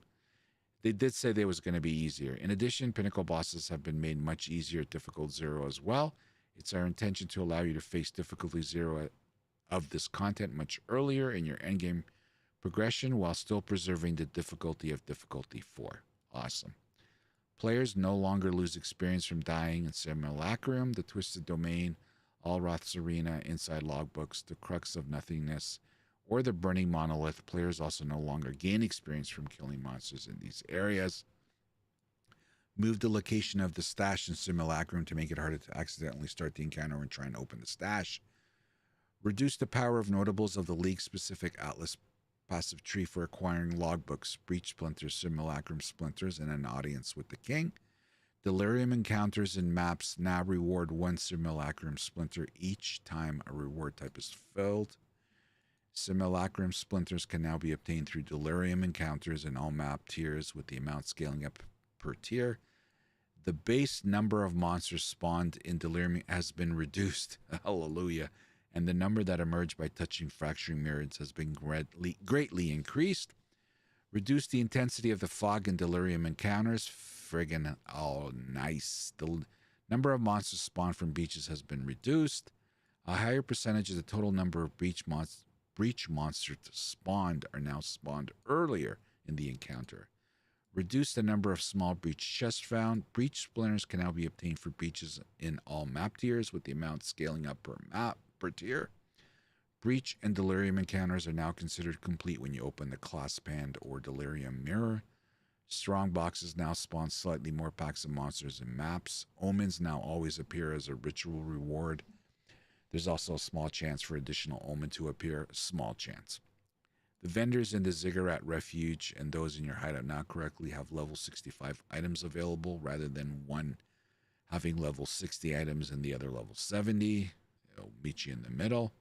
If you exit the game while in an endgame map area, logging back in the same character will now place you back inside the map instance if it still exists. Okay. Atlas passive tree changes. Added support for Azamirian spirits and rogue exiles to the Atlas passive tree. Added more notable passives and reworked some existing ones to make it available. Choice more interesting. The Deadly Evolution Atlas Keystone has been replaced by a new keystone called Ecological Shift, which causes your maps to have 40% more chance to contain random extra content and 20% less number of monster packs in your map. Can now obtain 40 Atlas passive skill points, previously 30, so we get 10 more Atlas points.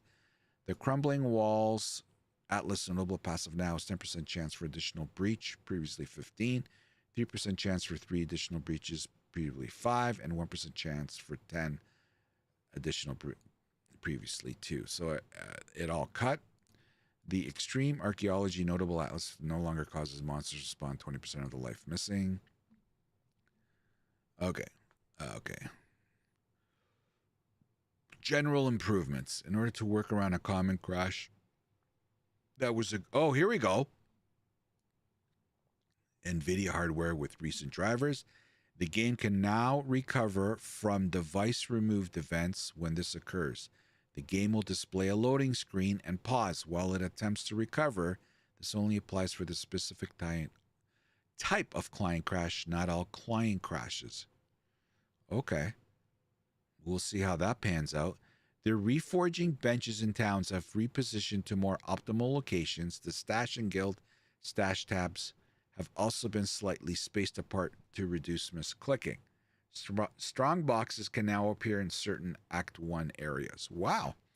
Added a stash to the treasure room in the Trials of Chaos. Many fire skills now visually burn grass in areas.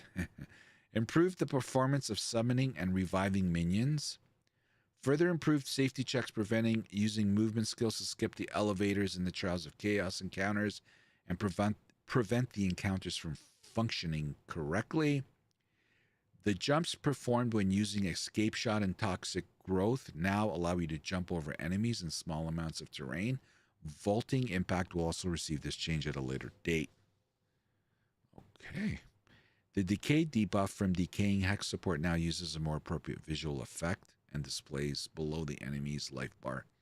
Grenade skills now have a small amount of random variation in travel distance when firing multiple grenades at once.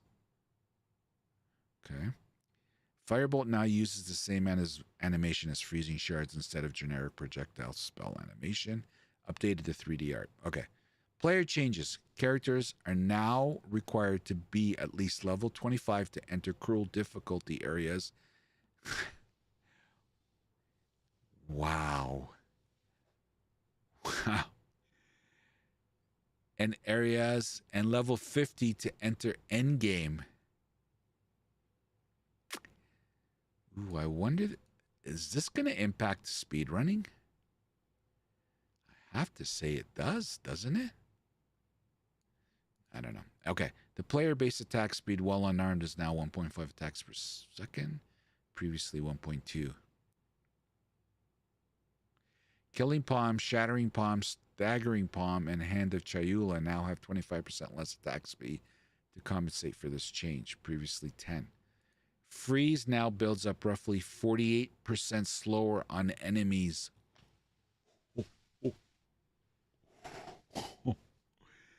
Damn. Player base ailment threshold is now half of maximum life.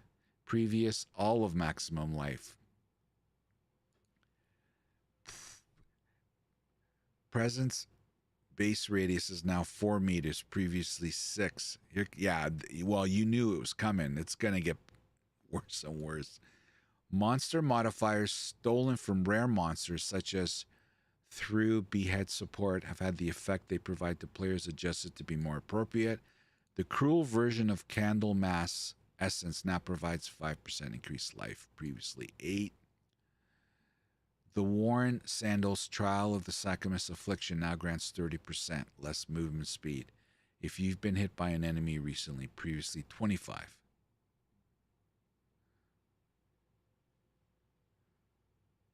Jesus. Blocking a hit by raising your shield or parrying now gives you a chance to avoid accumulating heavy stun buildup equal to the chance you would otherwise have had to evade the hit. Unified stun mechanics and terminology between players and monsters. The stagger that players suffer when blocking too much damage with their shield raise is now a heavy stun. Players are still unable to be heavy stunned unless a mechanic specifically states otherwise. Players can no longer be lightly stunned with while their shield is raised. Oh, okay. Modifiers to curse effect have been changed to instead applied to curse magnitude. This means that they are multiplicative with any other modifiers to the effect of the above on the target. For example, curse magnitude and slow magnitude are now multiplicative with each other for temporal chains.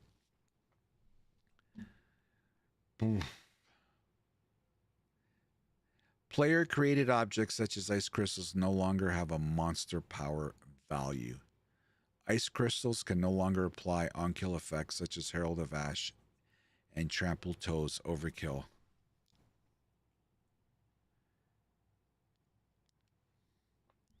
I have a feeling that's going to hurt. Players have 50% more light stun threshold per time stunned in past 4 seconds, previously 25. Player light stun threshold in the last 6 seconds. Your heavy stun bar now doesn't start emptying until the heavy stun animation is finished, instead of when the heavy stun animation starts.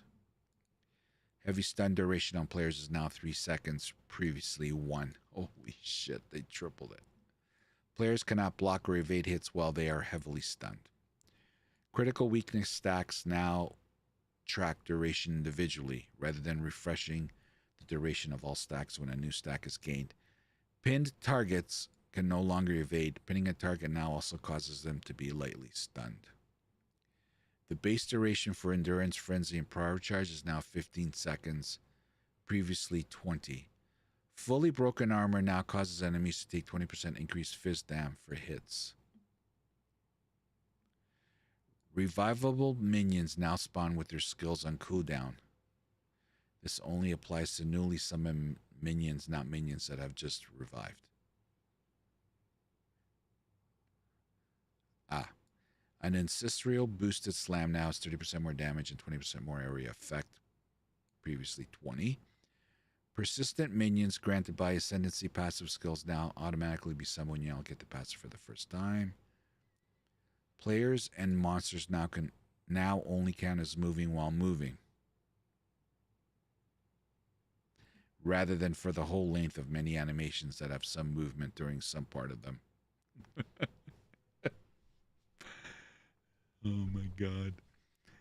Setting a stat to a specific value, such as Chaos Inoculation setting your life to 1 or Blood Magic setting your mana to 0, now occurs before conversion is applied to the stat, rather than being ignored by conversion.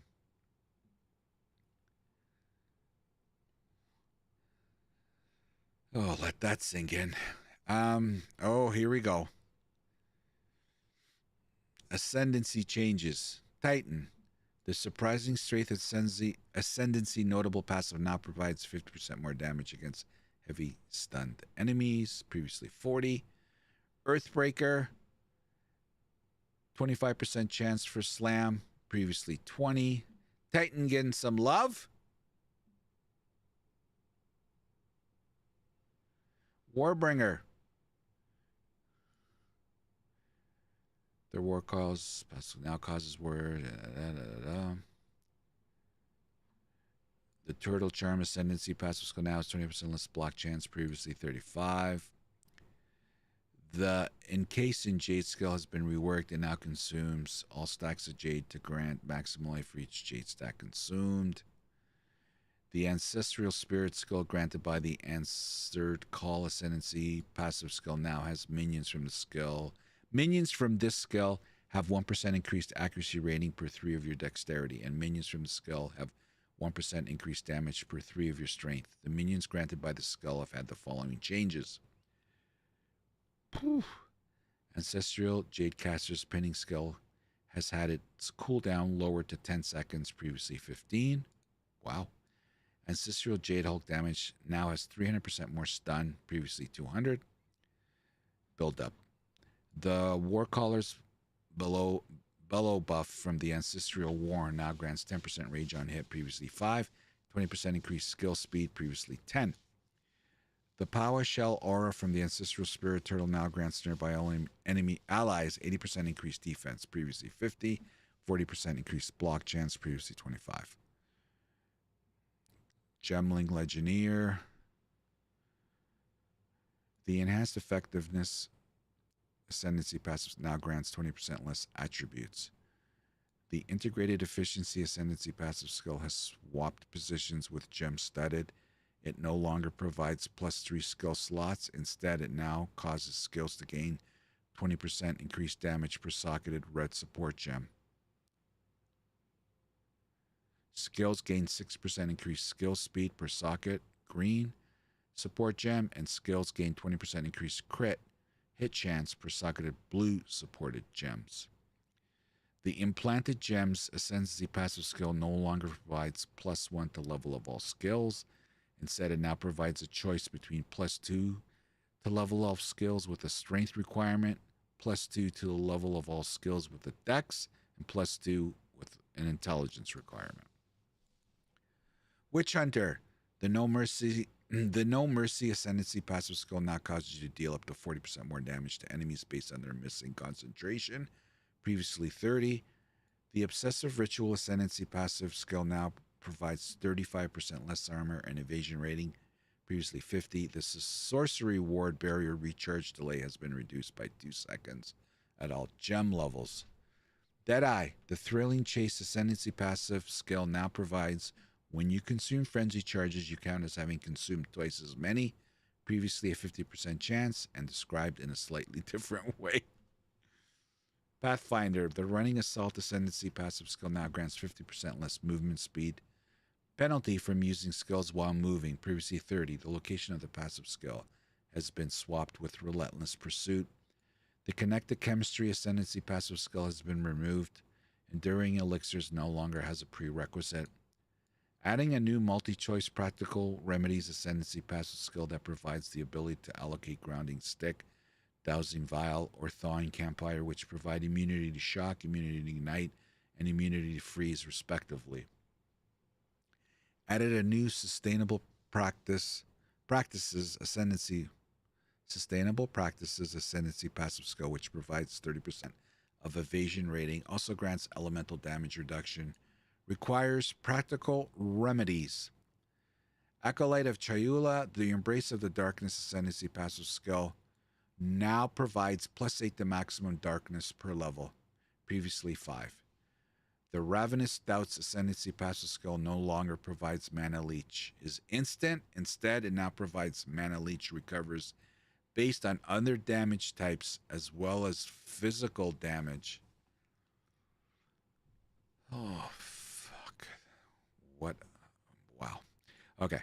Honor lost during the Trial of the Secumus is now taken before the Acolyte of Chayula's Darkness. Invoker. And Protect Me from Harem Ascendancy passive now provides 50% less evasion rating. Previously 40. The Lead Me Through Grace Ascendancy passive skill now provides 1 spare for every 8 energy and unequipped body armor, previously 6. And 1 spare for every 20 evasion rating on equipped body armor, previously 15. So nerf. The Elemental Expression skill granted by and Scatter them to the Winds Ascendancy passive skill now deals 40% more damage at all gem levels. Blood Mage only gets 2 lines. The Blood Barbs Ascendancy passive skill no longer provides 10% of damage gained as extra fizz. It now causes bleeding you inflict on cursed targets to be aggravated. Added a new Between the Cracks Ascendancy passive skill that causes critical hits to ignore monster armor.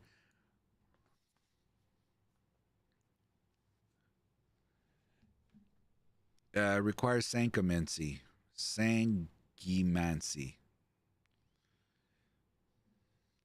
Infernalist. I butchered that for sure. The Demon Form skill granted by the Demonic Possession Ascendancy passive skill now has a cooldown of 15 seconds, previously 20. and a maximum demon flame of 10, previously uncapped. You now lose a flat amount of life per second per demon flame, scaling with skill level, rather than a percentage of your maximum life. They're scaling it with skill. Oh my god. The dodge roll, while in demon form, has also had its distance reduced. What a shame.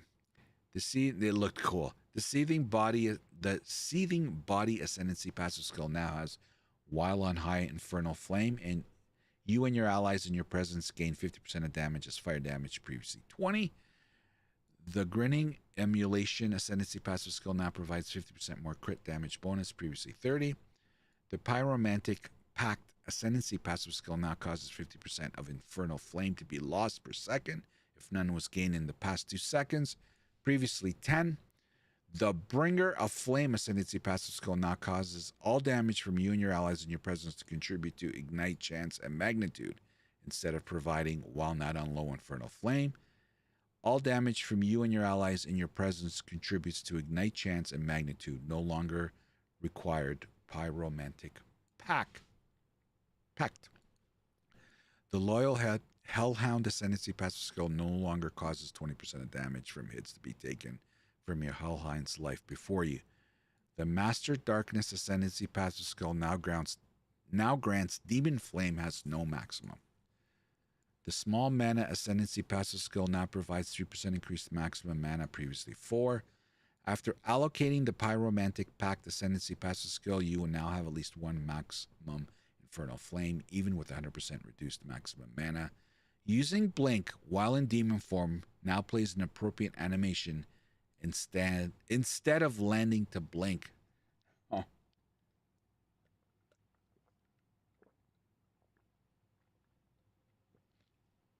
Poor blood mage. Chiromancer. The circular heartbeat ascendancy passive skill has been removed. Rapid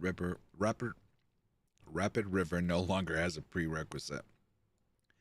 The quicksand hourglass ascendancy passive skill now grants every 10 seconds gain 50% more cast speed for 5 seconds. Previously, every 12 seconds gain 50% more cast speed for 4 seconds. Added a new Flood of Echoes ascendancy passive skill that grants the Unleash skill. You need the Kush. I'm gonna need it soon.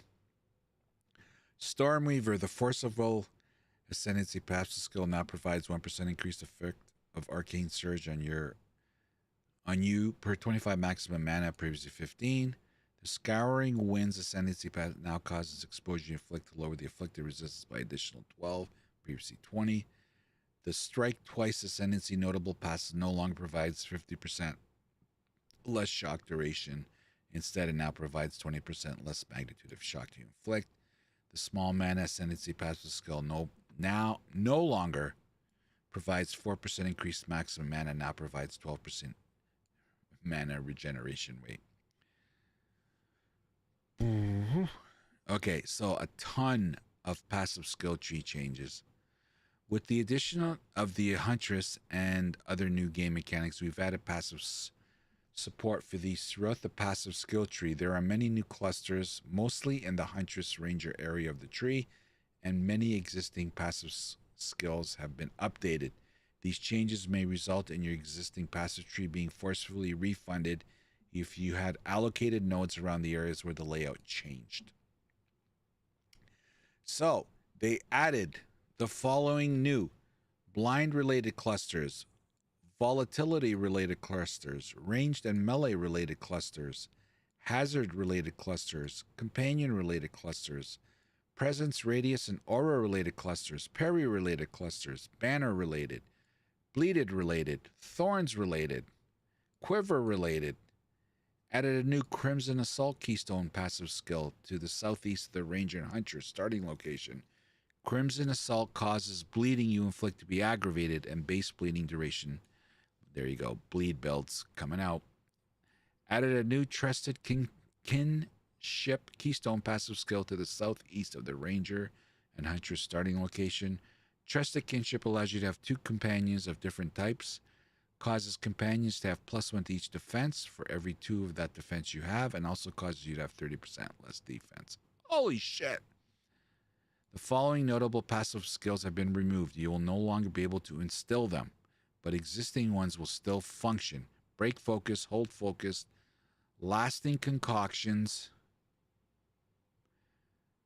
no escape, pin down, and potent concoctions. God damn it. 12 jewel sockets have been removed from the passive skill tree. Existing characters with jewels in these removed sockets can reclaim the jewels to the main inventory using the new reclaimed jewels. They took 12 jewels. Oh my god. The acrobatics keystone passive skill now grants 75% less evasion rating.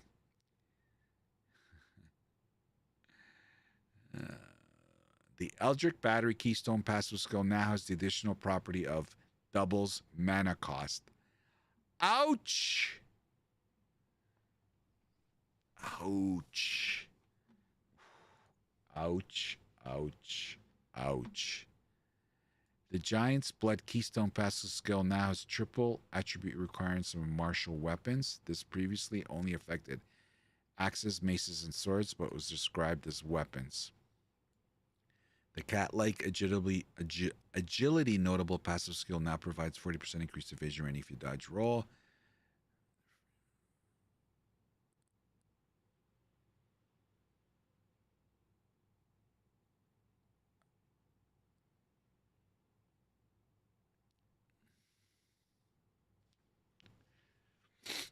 Skill changes. Many skills have had their base damage and or damage growth per level rebalanced.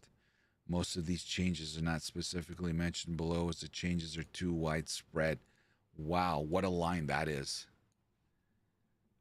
Wow, that's a catch-all statement right there. Many skills have had their base damage and or damage growth per level rebalanced. Most of these changes are not specifically mentioned below. Shit. The mana cost for all attacks, marks, and war cries has been reduced, most notable at higher gem levels. Adjusted minion damage and life scaling. General damage and life is the same early game, but lower than before at higher levels, especially past gem level 20. Beautiful. Poor witch. Adjusted the target life threshold for skeleton, arsonist, explosive, demise skill, accordingly with the life scaling changes. Adjusted skeletal clerk's health lifing. Yeah. Arc no longer deals more damage for each remaining chain and chains 6 to 8 times at gem levels 5 to 20. Previously 2 to 5. Quality now provides 0 to 2% more damage for each remaining chain. Previously 0 to 5. Holy crap.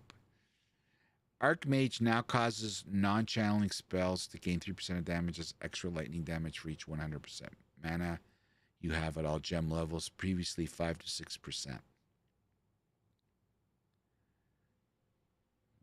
Non-channeling spells now cost an additional 6 to 7.6, 6.7 to 6.1% of your maximum mana at gem levels 14 to 20, previously 5. There, so they upped it. Quality now provides 0 to 10% reduced reservation. Instead of granting non-channel spells, gain 0 to 2 of damage. Mana you have, yeah, Archmage. We knew that was going to happen. Armor Breaker has had the armor break amount lowered by roughly 20% at all gem levels. Artillery Ballista base fizz damage scaling now matches that of other totems like Shockwave Totem and Ripwire Ballista. The Artillery Explosion now converts 100% of fizz to fire, previously 90. Quality now converts 100% of fizz to fire. Quality now provides 0 to 0.4 seconds of totem base attack, previously increased attack speed. Ancestral Warrior Totem now explicitly states that it wields a two-handed mace. To clarify that it benefits from your mace-related stats, quality is now 0 to 2 seconds of totem duration, previously 0 to 4. Banner skills now have an aura radius of 4.5 meters, previously 4, and are now correctly considered aura skills. Barrage Repeats now deals 50% less damage at all gem levels. Previously 25 to 15 at gem levels 5 to 20. Yada, yada, yada. Okay, to a maximum of 30. Previously that. Quality now causes repeats to deal 0 to 5% more damage. Previously 0 to 15. Ooh, there's this. Hammer, hammer, hammer. Barrier invocation now only builds energy from enemy hits to energy shield rather than all hits to energy shield. Barrier invocation now gains 1 energy for each 10 energy shield lost to damage taken, previously 5. Bleeding concoction now has 200% more magnitude of bleeding inflicted, previously 100. Blink is now a travel skill.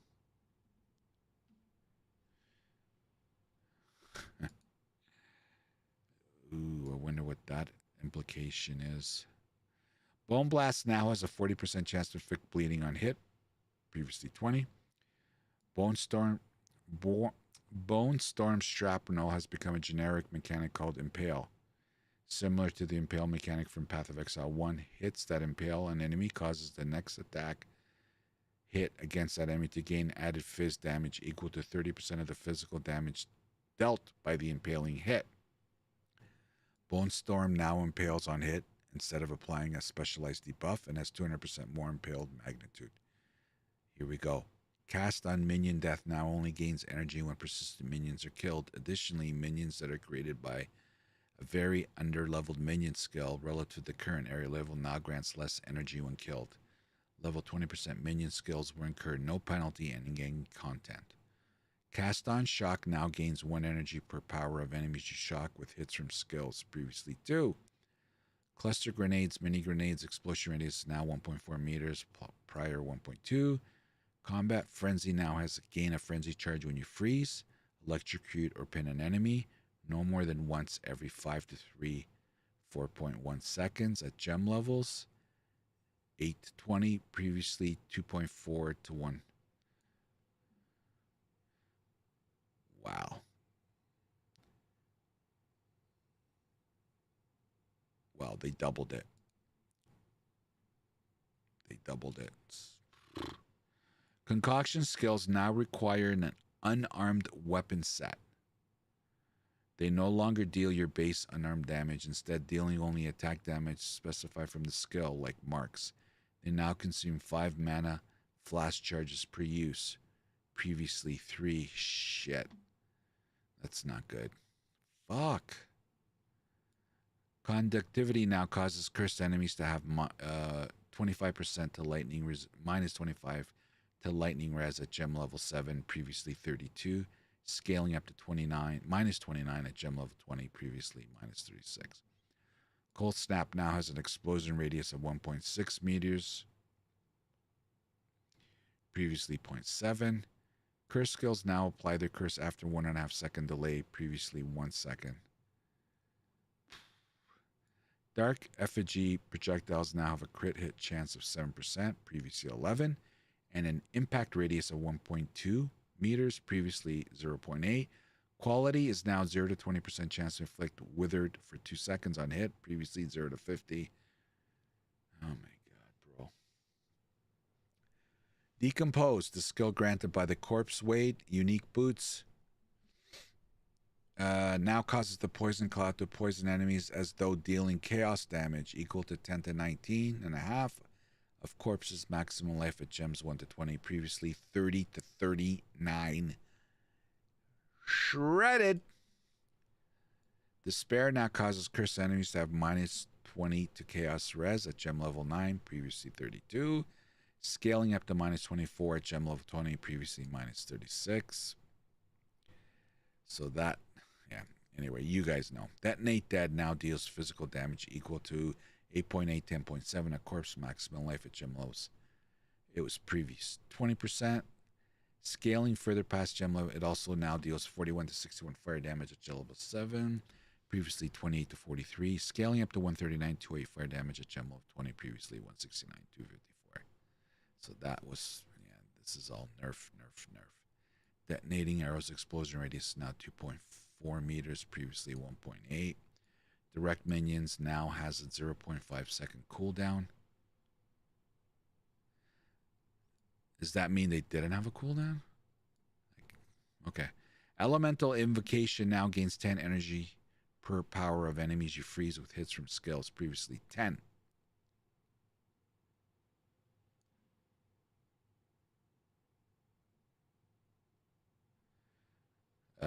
now gains 10 energy per power of enemies you freeze with hits from skills. Previously 10. Well, it's 10. That might be a typo. 2 energy per power of enemies you ignite with hits from skills. Modified by the percentage of the enemy's ailment threshold they ignite will deal. Previously 3. It also now gains 1 energy per power of enemies you shock with hits from skills. Previously 3. Sammy, I need Kush now, god damn it. Yeah. Dude. Escape Shot now scales freeze buildup with gem level up to 585% more at gem level 20, previously 300. Qualities now 0 to 120, more freeze buildup, previously 0 to 80. Explosion Concoction now has 200% more magnitude of ignite inflicted, previously 100. Explosive Grenade cooldown is now 7 seconds, previously 3. Fuck.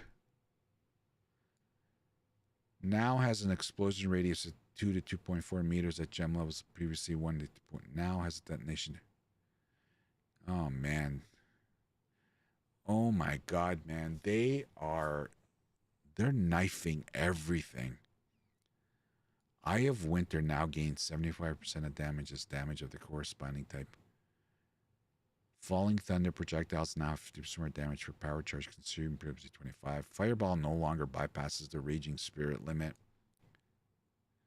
The secondary Fireball projectiles are no longer affected by additional projectiles. This was mostly to prevent performance issues. Firebolt now has a maximum downward tilt angle against closer targets, making it hard to hit enemies with multiple explosions. Firestorm improved bolts now has a crit hit chance of 7, previously 14. Hey Chris, have you heard anything? Flame Blast now has 15-second cooldown, previously none.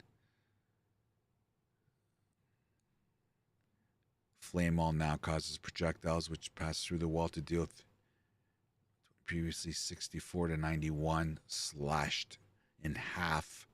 The damage slashed while the gem level are in chain. Jesus Christ, man. Holy shit. Flash grenades now have 50% more stun, previously 400. Fragmentation rounds. Base explosion radius is now 1.8 meters at all, previously 1.4, 1.6.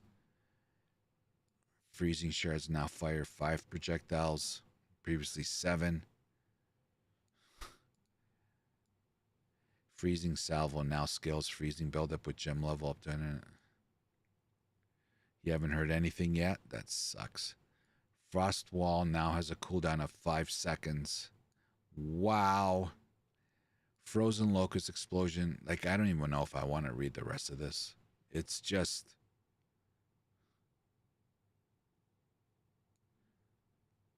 Gas Arrow, Gas Grenades, and Decompose now have a limit of 6 Poison Clouds.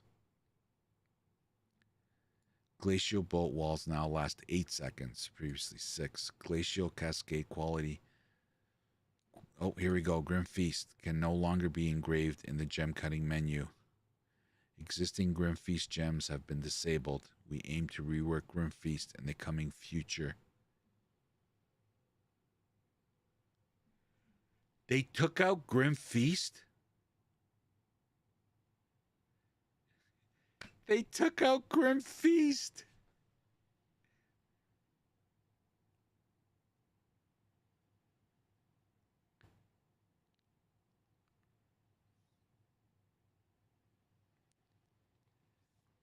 Wow. They took out Grim Feast.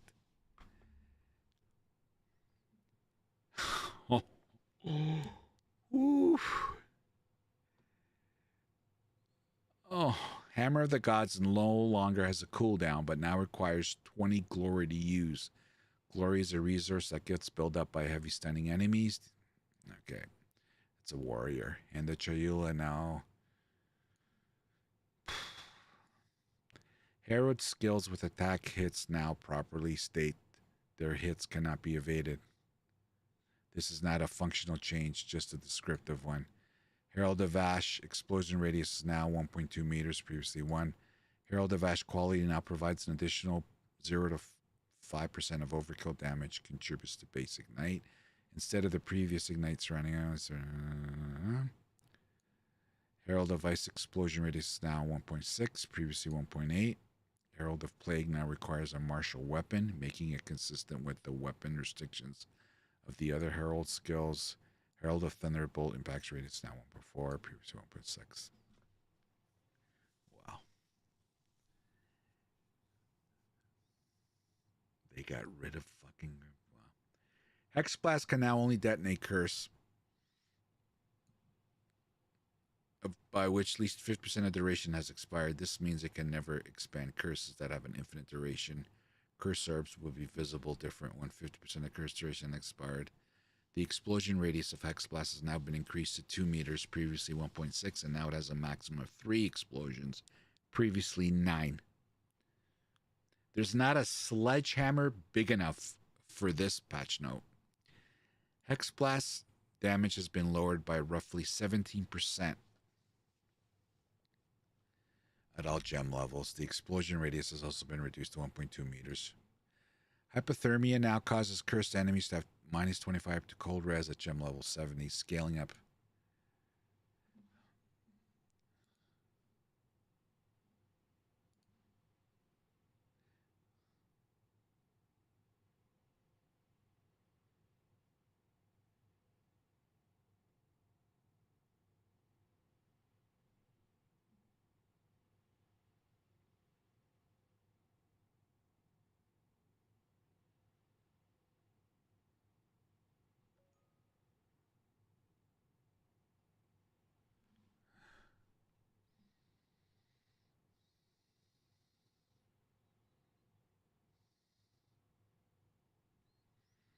Ice crystals created by Glacier Potent Frostwall now have lowered life scaling past gem. Their scaling up until point is unchanged.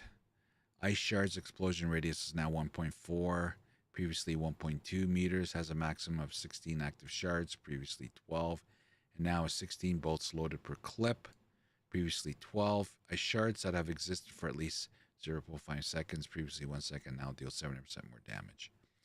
If you have multiple travel skills with cooldowns, their cooldowns are now shared.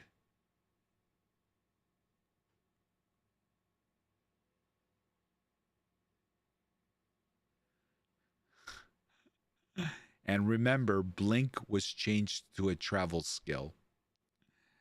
Improved ball lightning description to clarify that the ball itself does not hit enemies. Improved skeleton clerical behavior to reduce cases where they would run at enemies and attempt to attack them. Incinerate now has 25% ignite duration.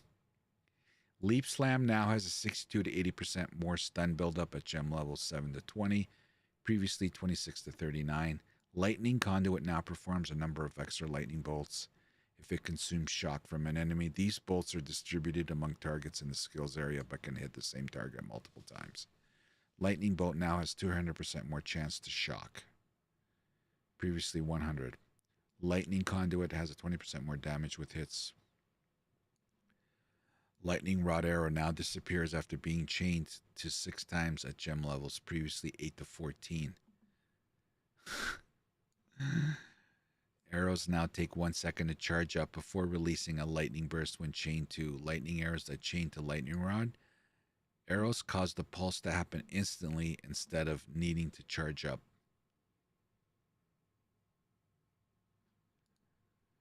Lightning Warp no longer creates shock round if targeted a ball lightning projectile. Magma Spray from the Magma Bear skill now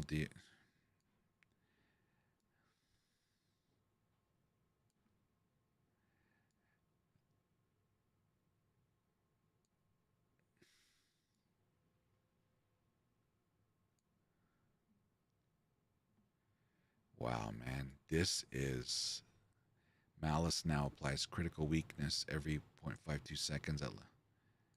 Molten Blast now has wild dual wielding. Fire twice as many projectiles with 50% less attack speed. Pain Offering Zora now grants minions. Perfect Strike no longer always ignites and now has attack of 35, previously 45.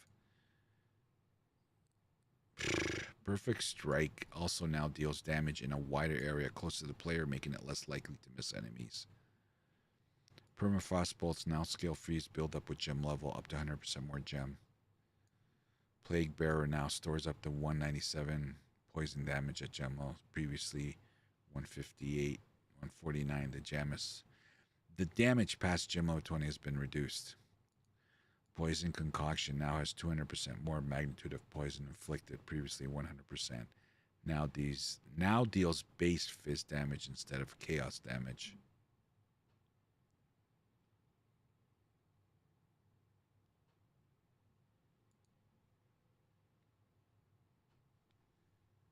Hey, what's up, Dennis? Profane Ritual now has a ritual radius of 2.2. Raging Spirit now has a spirit duration of 5 seconds, previously 4. And a maximum 2 spirits summoned per spell cast.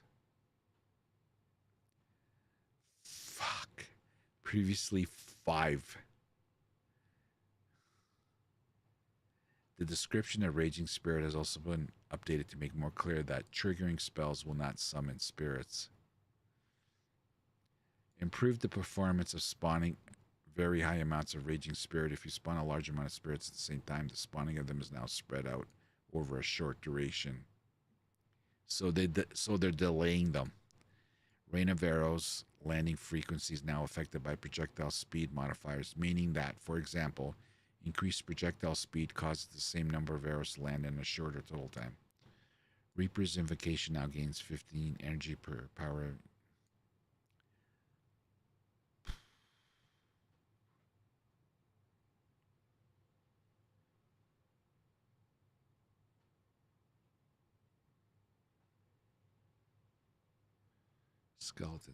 Skeleton.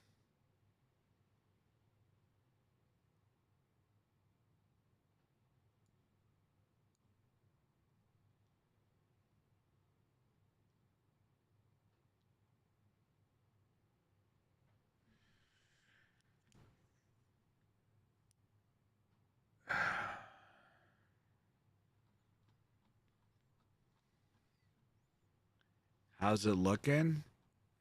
There isn't a hammer big enough for this patch note. Wow.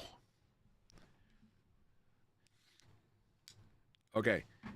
You guys, I'm just going to go I got to grab my coffee. I need a coffee.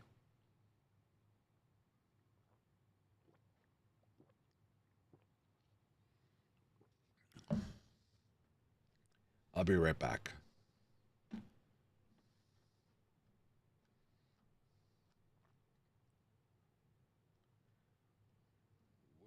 Where's my BRB?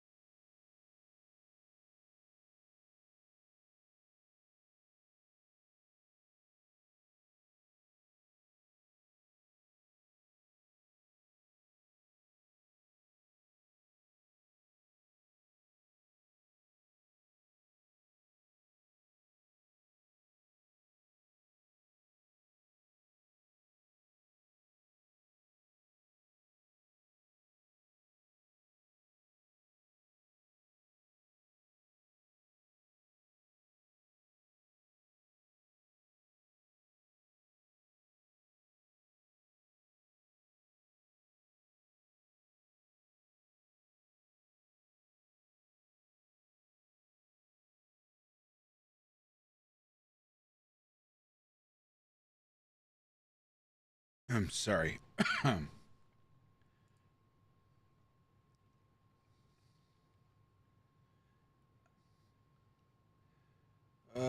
Where is that stupid thing?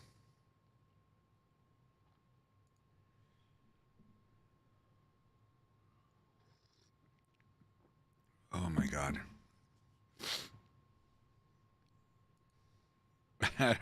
I don't even want to look at the reaction.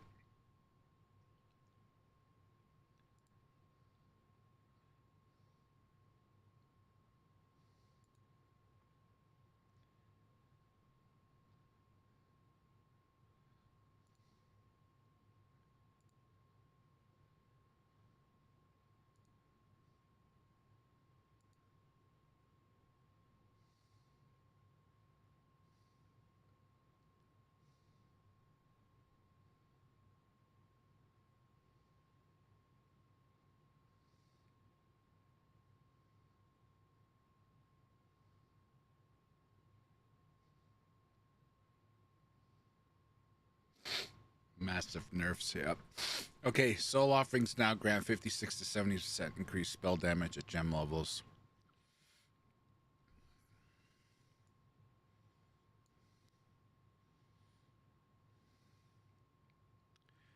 Tempest spell impact now deals 149 to 490 attack damage. Previously 145 to 316. Now requires 10 combos to use. Previously 4. The bell is destroyed after 10 hits. Quality now causes the bell to be destroyed after 0 to 2 hits. Previously 0 to 6.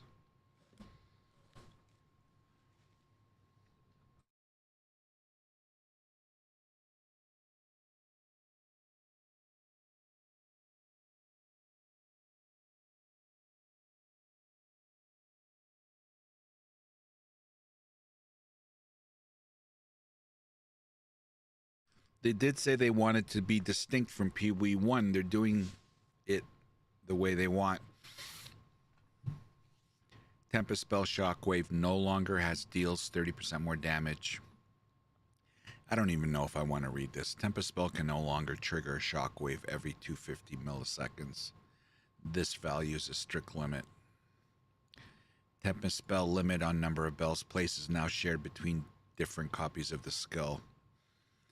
The on-kill effects of Herald skills can no longer trigger from skills.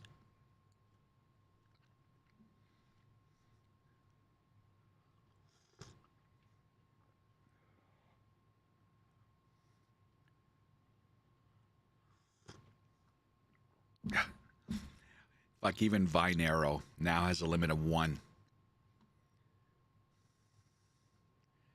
Volcanic Fissure now has a limit of 8. And can no longer erupt other fissures. Wind Dancer now grants 10% more evasion rating per stage. Previously 15, and like everything.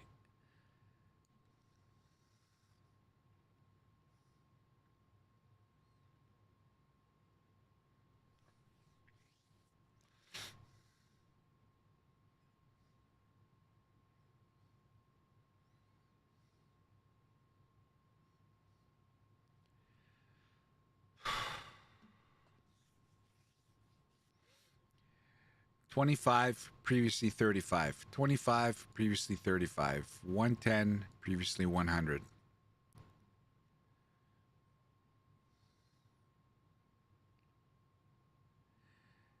Costs 30% up. Close combat now is 120% cost, previously 140. Fleeting Frenzy and Michelle can no longer support minions, which are undamageable. Fist of War now has a cost multiplier of 150, previously 140.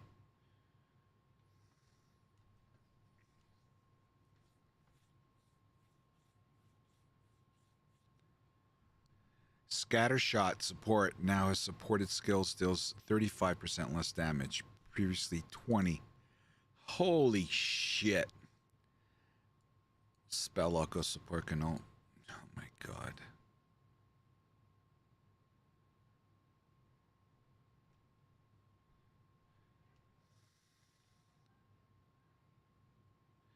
Ooh, Astramentus now has plus 50 to 100 to all attributes, previously 80 to 100.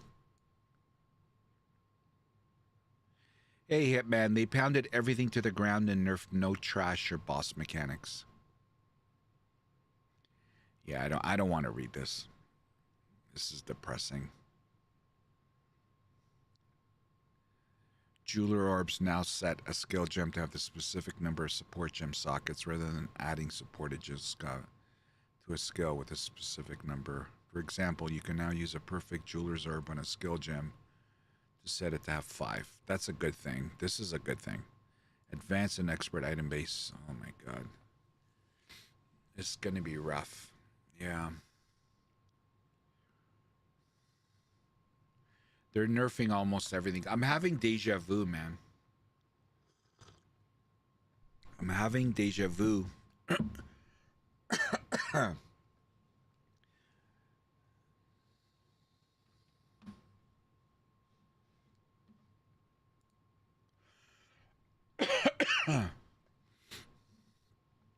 Increased rarity of items found modifiers on items have been lowered at the top end. The suffix modifier now goes up to 25% at the highest tier, previously 30, while the prefix modifier now goes up to 25, previously 32.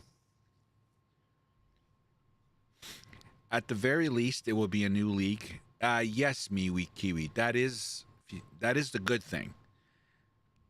You know, we're all starting fresh. Unless players choose not to start fresh.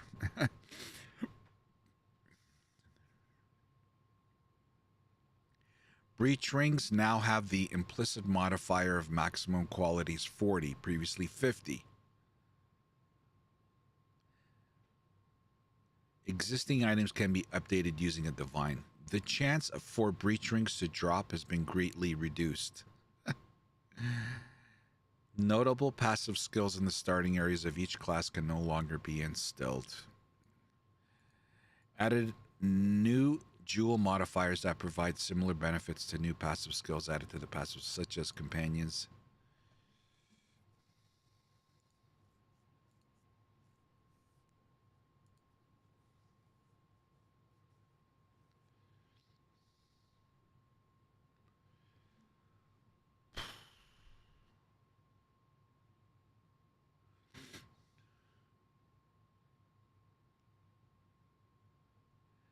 Belts, gloves, and boots can now only roll up to 105 to 124 to maximum mana. Helmets can now only roll up to 125 to 145 with 9 mana. Wand, scepter, staves, and Fogji can now only roll up to 150, 164 to maximum mana. Rings can now only roll up to 165, 175 maximum mana. The debuffs you inflict have 20 to 30% increased magnitude of slows, corrupted modifiers, and gloves can no longer roll. The first 2 tiers of added element weapons have had their values lowered. Added lightning damage modifiers on weapons have had their values slightly lowered. The relic modifier that causes the merchant to have additional options now grants a single additional option.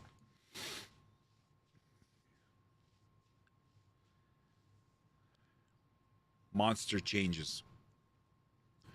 Bosses that need to perform certain actions to progress the fight will now become immune to damage if their life is brought significantly past the point at which that action should be used.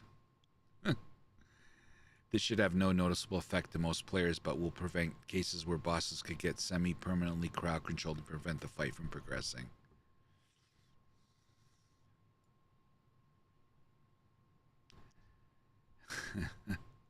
Armor on all monsters has been reduced by 30%. Soul Eater on monsters now grants 1% skill speed, 1% less damage taken per stack.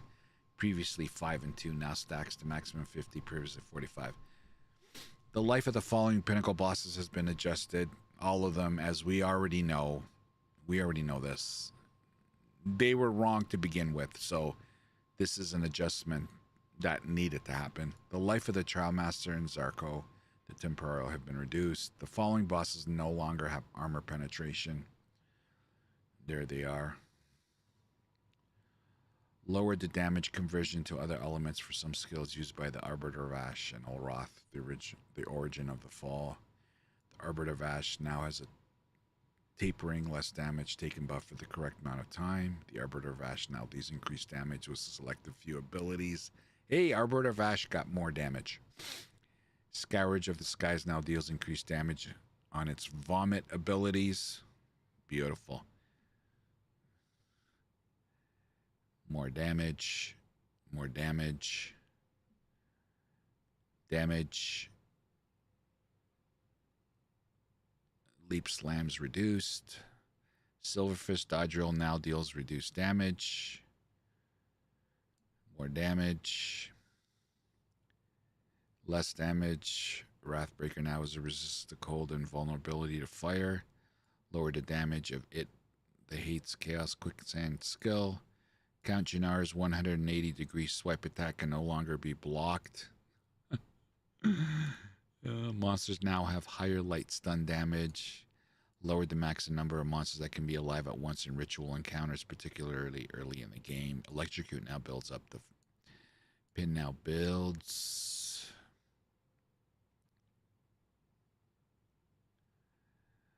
The Bloated Miller's charge now pushes players sideways instead of carrying them along. I kind of like that ride. The Bloated Miller's shield charge can no longer be blocked.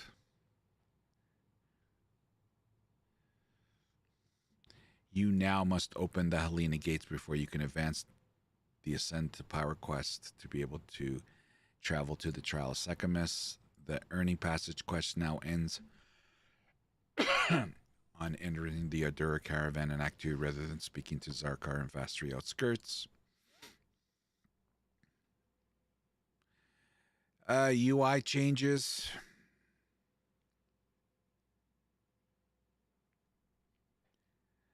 Added the ability to spectate party members. Added the ability to pan the minimap overlay when using a controller. Hovering over any instance of the presence keyword will now show an indicator. Hovering over a skill on your skill bar now displays a shortened description. The instilling menu can no longer be closed if you have an item placed within it. The ritual rewards menu now pauses the game. Oh, thank God. Item filter, gem level filtering now applies to uncut gems. When leveling up gems, changes are now highlighted more obviously. Improved the visibility, readability of text and icons under monsters' life bars. Excuse me. Made a number of improvements to the stats displayed on the character panel, skill information panels. For example, the character panel now displays your modified energy shield recharge daily and annual thresholds, and skill panels now show more detailed ailment and hit chance information. A HUD icon is now displayed if you're using a controller and have turned off item labels. RIP GGG LE login. Again, I'm the last person on the earth to be judgmental at a like on damage and defenses. Like, I'm still learning everything about the game, so a lot of this stuff, you know, I need to see it. A lot more smarter people out there about this stuff, but this, again, very early. I hope I'm wrong. This is not the time to, like, I'm speechless. Totally gutted everything. Well, that's what it sounds like. Relics can now be quickly moved to the relic altar when using a controller. Added, so it looks like they did a lot of good things for console players. Awesome. Improved UI panel behavior in couch co-op. When using a controller, picking up items will no longer fail due to skills in progress. Added an additional bindable action. Okay, controller. You can now open the chat while in the cosmetic panel. You can flex your pilfering ring and global. Yeah. Microtransaction changes. And bug fixes.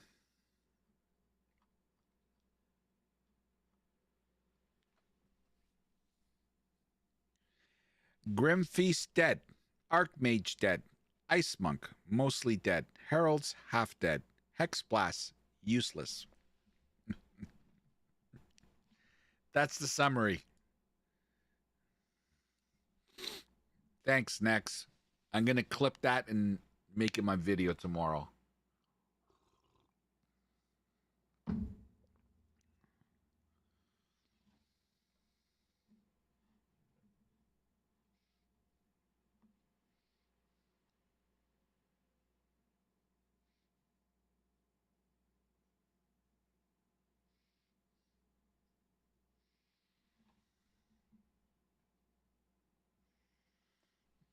We only get one vine now.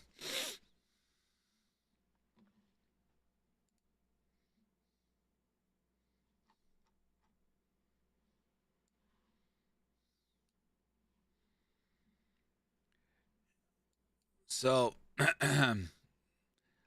let's go to the gutter. Grim Feast can no longer be engraved. Oh boy. Holy shit, what?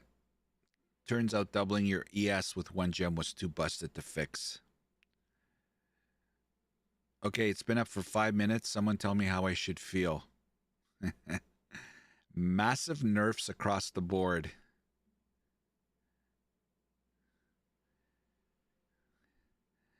Overperforming skills got massive nerfs. Underperformance left unchanged. But if they nerf everything else, then the bad stuff will be good, right?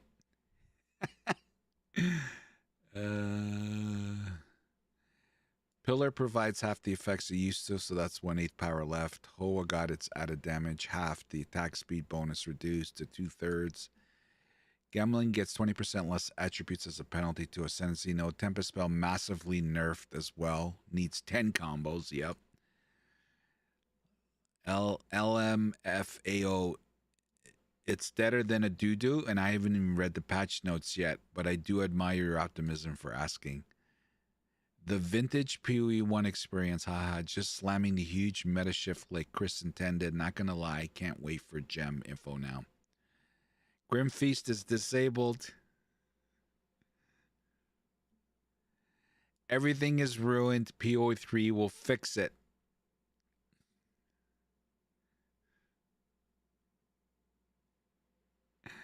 Introduce 12 rogue exiles, others like you who have been exiled and are openly hostile. The chance for breach rings to drop has been greatly reduced. I can't believe no one hasn't, no one's not, oh, not, where are the patch notes? Oh, Jesus. Where are they? Here we go. No. Not this one. Where the oh, here we go. I can't believe nobody is this one sentence just sums it up. Where is it?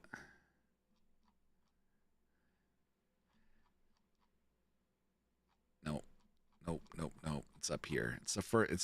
Here we go. This basically sums it up right here. Many skills have had their base damage and or damage growth per level rebalanced. Most of these changes are not specifically mentioned below, as they are too widespread. Fuck.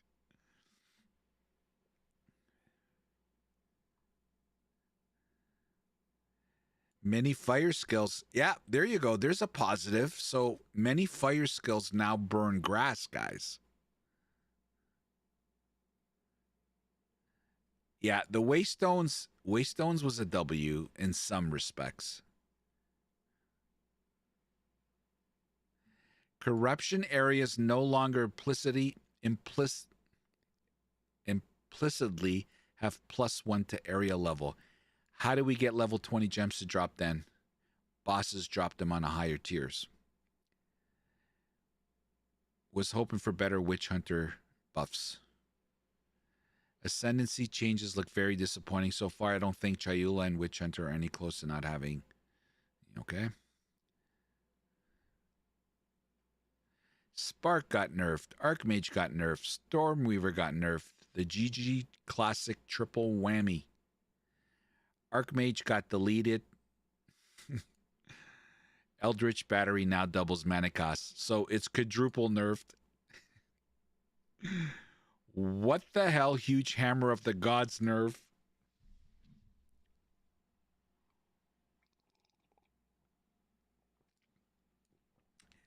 Grim Feast deleted. Yup. Damn, they just 86'd Grim Feast. Chaos Inoculation is now a lot more risky. Yup. Way more charges, buddy. Why do they still think we want fluctuating buffs on Chronomancer? Nobody wants this. It's going to be a shit show, guys. Armor still sucks ass because they didn't address it, Big Jizzle. They talked about that in Tavern Talk. They still have not talked about it. So armor was not touched.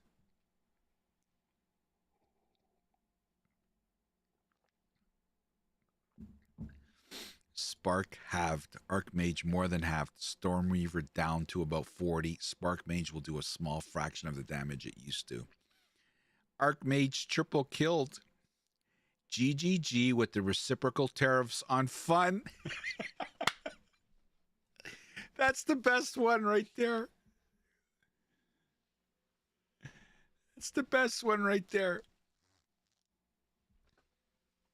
Well, I'll play the new class due to it not being nerfed. Absolutely, Hitman. You're absolutely right. There we go. My decision is made. Hello, Huntress. Hello.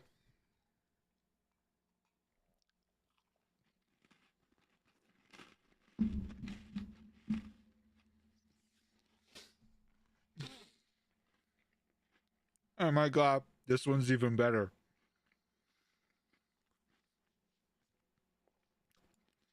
We are going to win so much, you're going to be tired of winning. Jonathan Rogers, Art of the Nerf.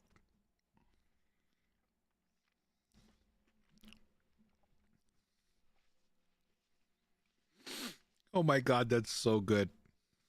This is not. Oh my God. GGG isn't fucking around. Control plus F Spark. I made it to 90 in a monk, so I don't plan on getting any higher than maybe 80. Yeah, I only got to level 90 on my explosive shot.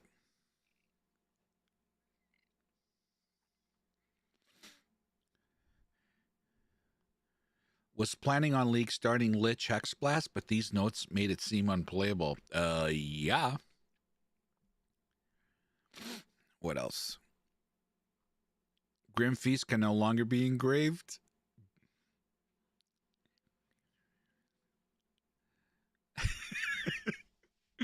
Mamma mia. Patch notes on the same day that Silk Song information is shared. Woo!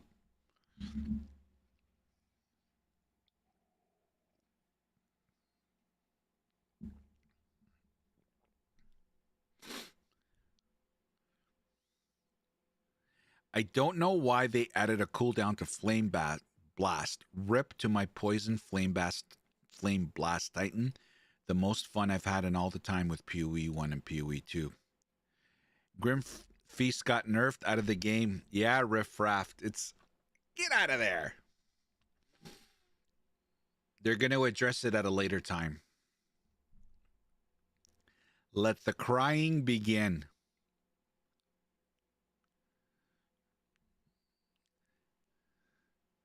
That's so true. There's going to be so much bitching and oh my God, there's going to be so much. No big changes to both trials or my blind. Those things are so boring to play. Well, the bosses, their health got cut in half because they mistakenly doubled it. And something else, there's something else minor in Trials of Secamus, something, I forget what it was. Yeah, I know. Explosive grenade. Yeah, buddy. That one hurt right there. Yep. You're not dreaming, bro. You're not dreaming.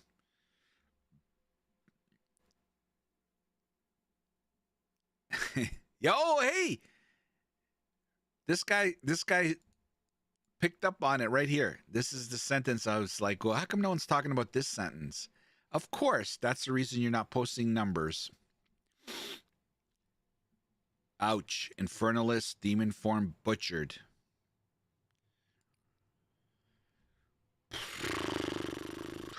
Oh, well. Yep. Well, looks like everyone's going to be looks like everyone's going to be playing Huntress.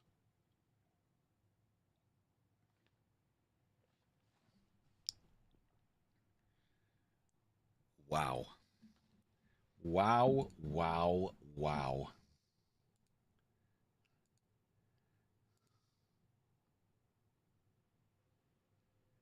Unbelievable.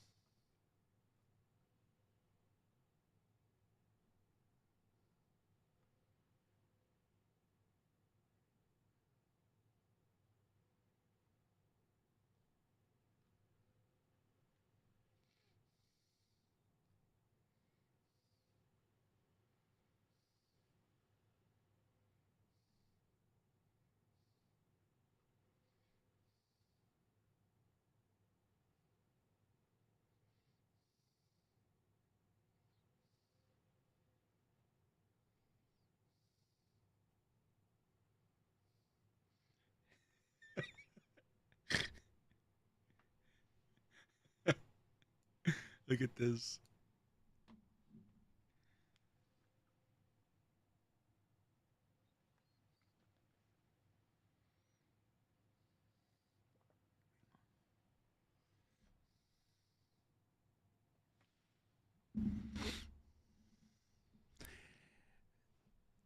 Spiritborn vibes. Yeah. You know what, Hitman? That is exactly my concern. That is exactly my concern, man. That is my concern. And it's going to be very interesting to see how they balance. Like, if we go back to leading up to early access and Path of Exile 2, and you know, one of the genesis of Path of Exile 2 was the fact that they realized Path of Exile 1 reached its cap. There was no more growth. They weren't going to expand their player base, kind of thing, you know, that kind of rationale. And they really made an effort to make the game more new player friendly. And although the combat is more engaging, some would argue the level of difficulty, you know, I don't even want to go there. I personally love the level of difficulty. I love the engaging combat.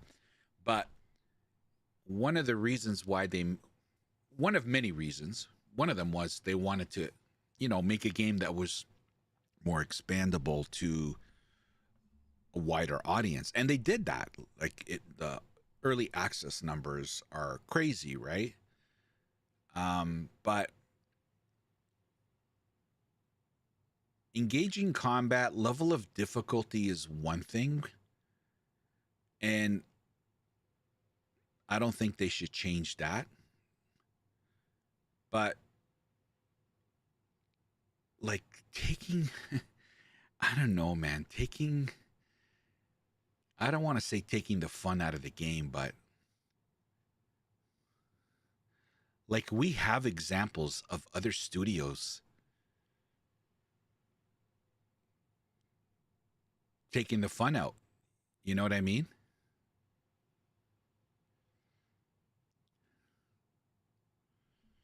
Anyway, it's too early to tell, you know. Obviously, we're going to fixate on all the nerfs, right? And we're really not going to know until we get into the game.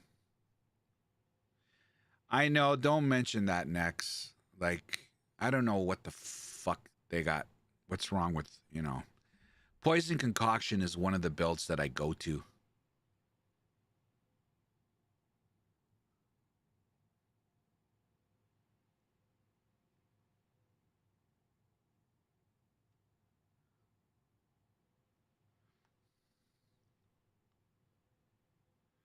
There's not one buff in the whole notes.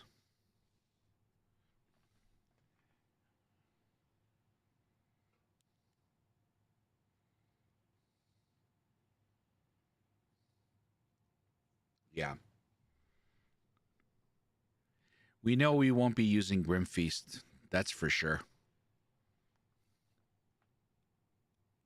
Any buff shown is nerfed later down. Look, I'm going to reserve judgment until I actually play the game. But not everyone's going to be as patient. There's no way.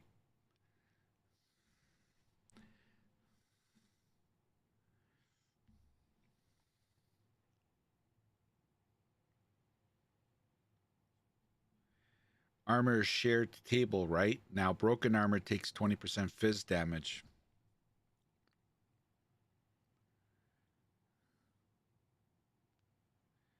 Yeah.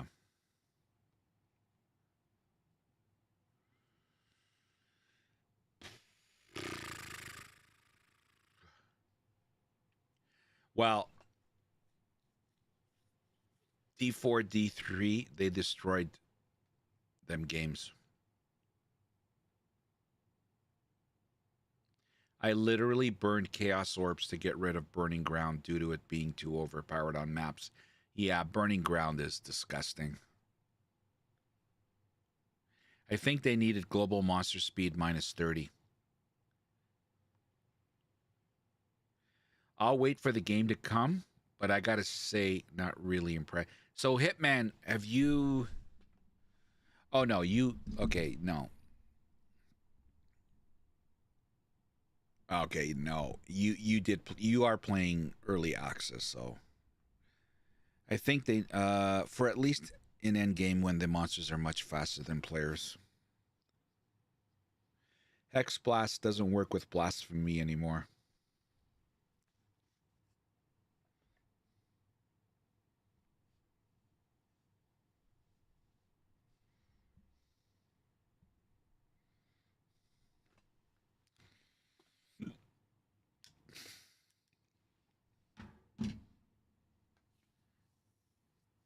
I had very little problems with Burning Ground when playing minion builds, but other classes, it's bad for sure.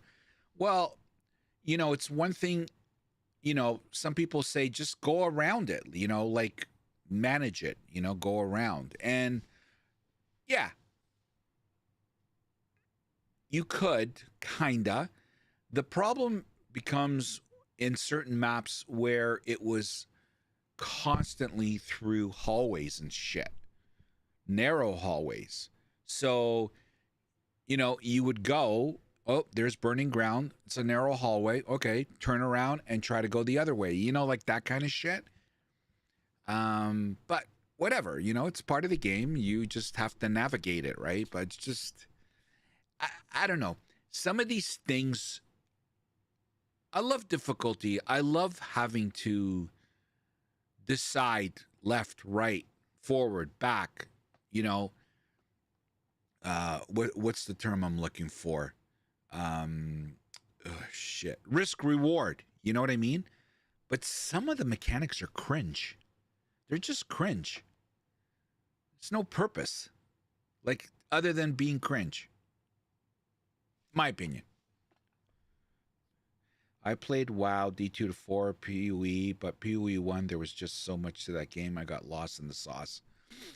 Well, and that's why Path of Exile is still it.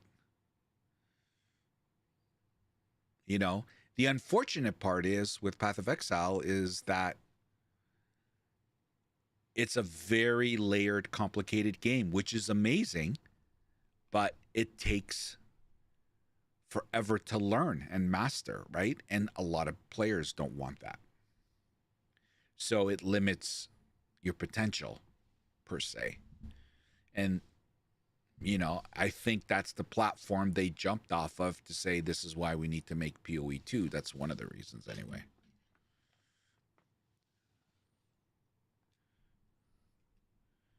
But I played all those games too, Hitman.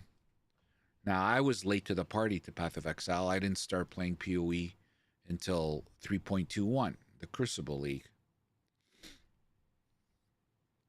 But I love Path of Exile too.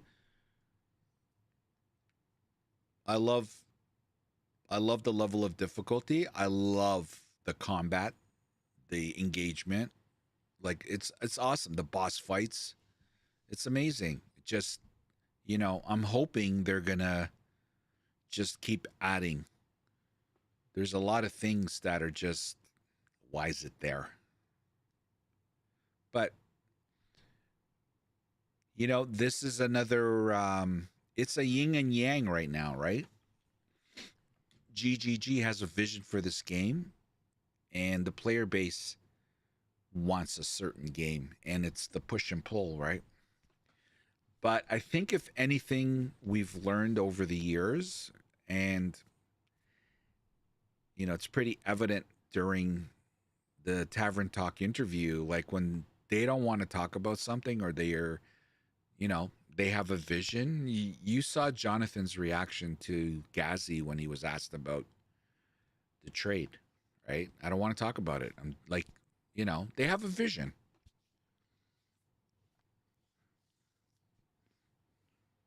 When's the yin coming?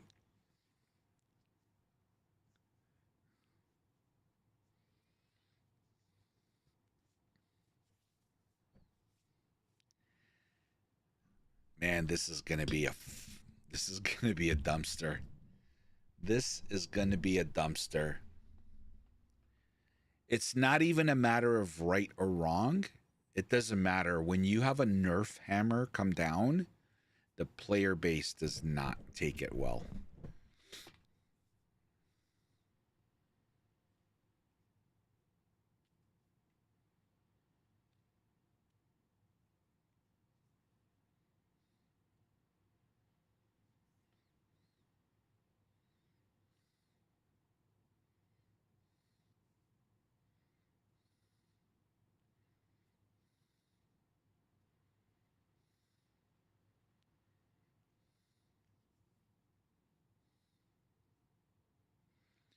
So let's play devil's advocate here.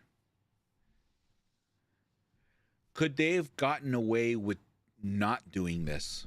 Seriously, let's be objective here. Could they have gotten away with not doing this? Reaction is mixed. Some people love the nerfs. Yeah. Well, when Tencent gets tired of sales going down, somebody has to change their tune.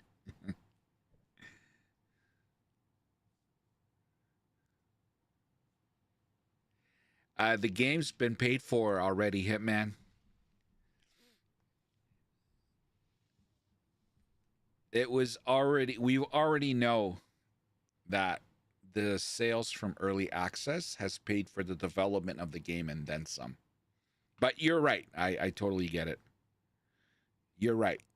It doesn't matter. They're not going to stop there. They, you know, clearly,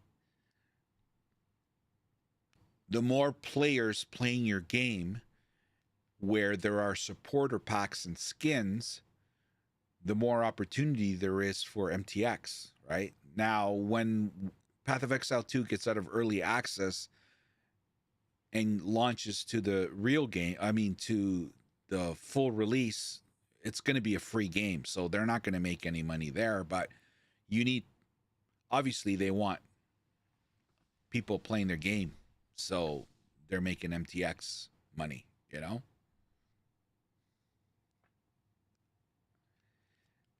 Still the same Blood Mage, crappy first, notable start. That sucks. Are the skill trees out, Drake?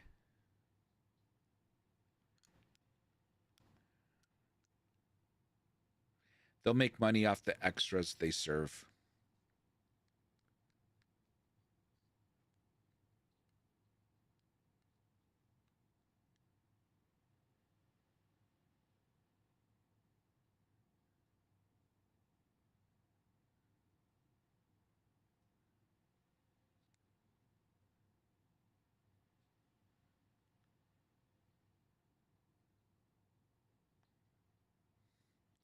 Yeah.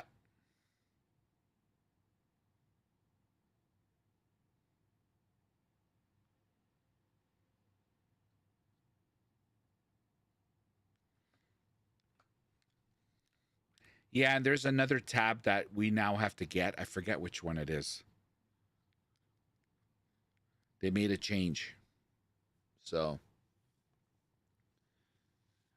the Blood Mage is much same mandatory notable and first points, which is the worst ascendancy notable of all time. Ruins. Yeah.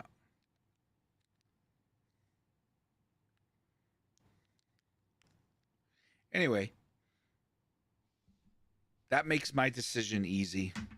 Huntress it is. I'm still excited. I'm really like the Rogue Exile, like all the new stuff. It's going to be interesting. Now, the people that had a vision of what they wanted to play and were set on it and now have the patch notes and it's been nerfed, obviously they're going to be pissed. Huntress easily. Yeah, exactly. It didn't get nerfed. We'll see what happens. Yeah, wait and see. We got to see. I was leaning on Lich, but not sure. Amazon hit chance overcap is crazy because they said it added base crit. I'm probably gonna. So I'm leaning towards the Amazon just because, you know, D2 Javazon. We'll see.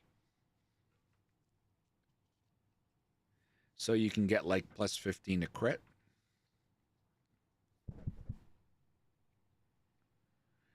Yeah, so now the patch notes are out. That means POB is going to be updated. So the tree and all that. So we're going to be able to play around.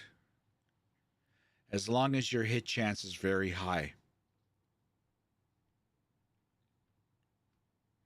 I love that Javazon was a good game. Good gameplay. Yes. Javazon was... Shit, I think Javazon was my first character.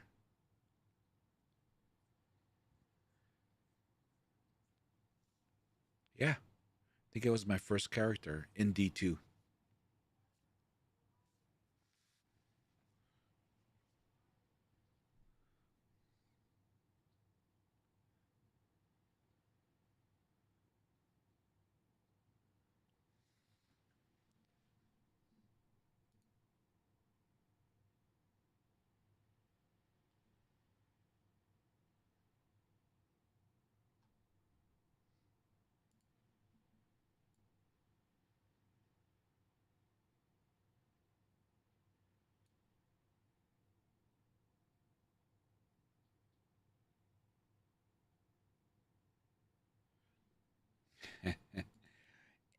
And what is this?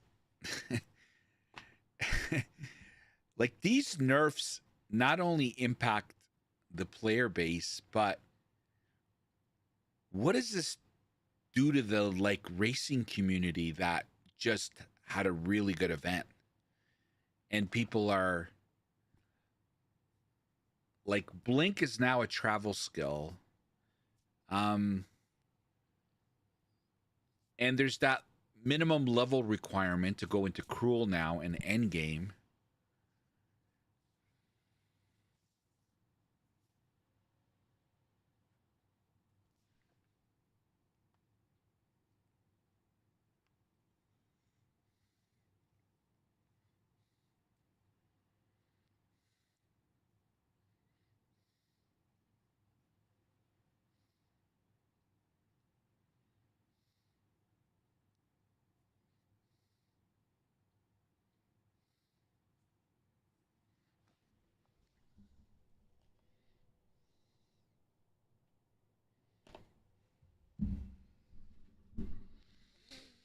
I need another coffee. Yeah, the monk Drake. The bell. I'll be a lot quicker this time, guys. I'm just going to go top up.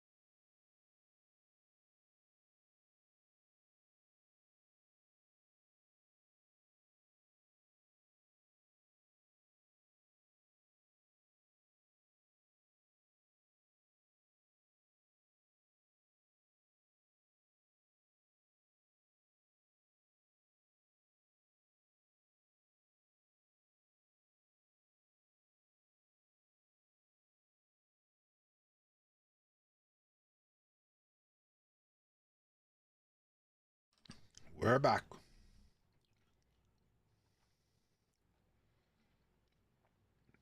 Fuck,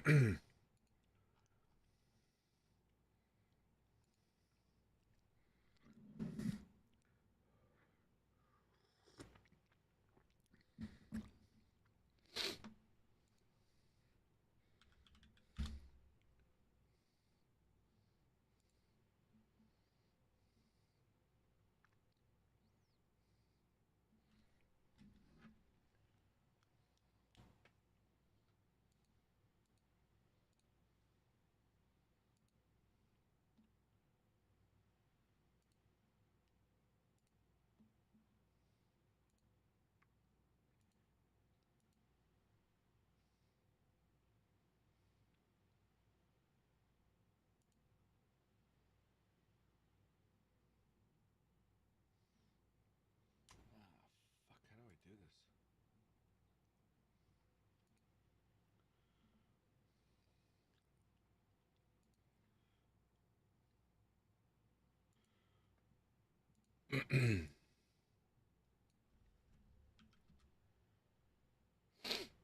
Let's see. Hopefully I did this right.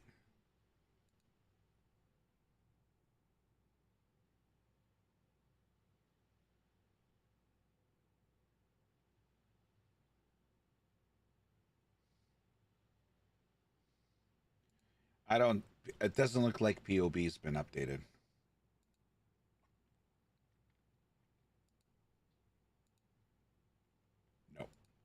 Nope.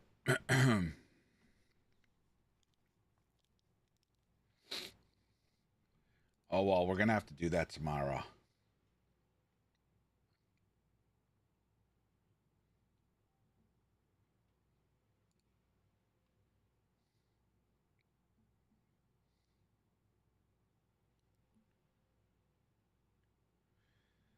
There is not one content creator that's happy about these notes right now. Next is going on every channel.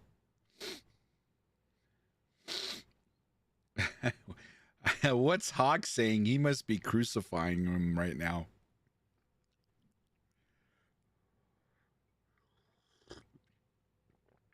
Oh, God. Unbelievable. Well, let's re-loop it.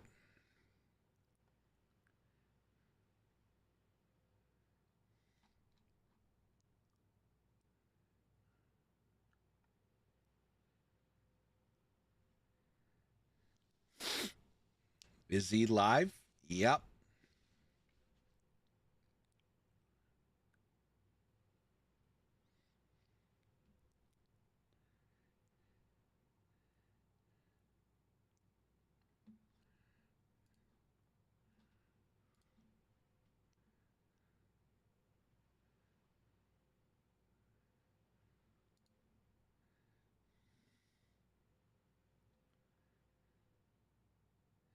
Please, for the love of God, prioritize customer support.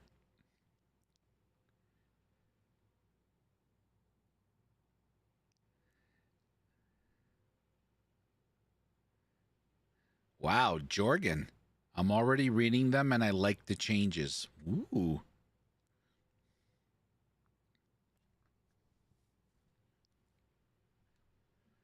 If you bitched and moaned about where are the patch notes, I want you to record you reading the entire thing. That list is so friggin' massive, I gave up on reading any of it as I won't finish it.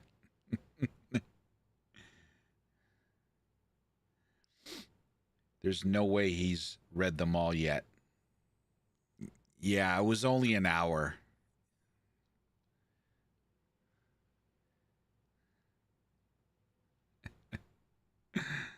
Holy nerf.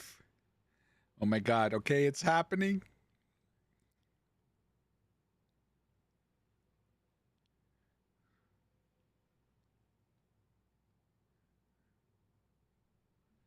None of it really matters until they fix the crafting system. It's effing ass compared to PoE 1. So basically, they nerfed all the fun to make it as boring as Warrior. To be honest, I was excited for a new patch. Now I'll have to wait for the next big patch or play another game. Any recommendations? Come on, bro. No solution to balance life versus ES build.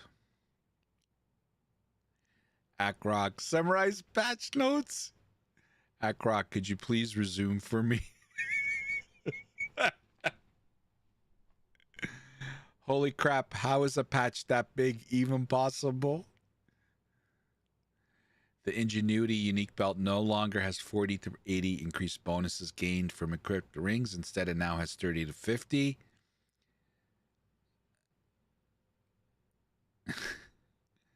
No big changes to both trials. Okay, we read that, I think. Where's the list if new support? Okay.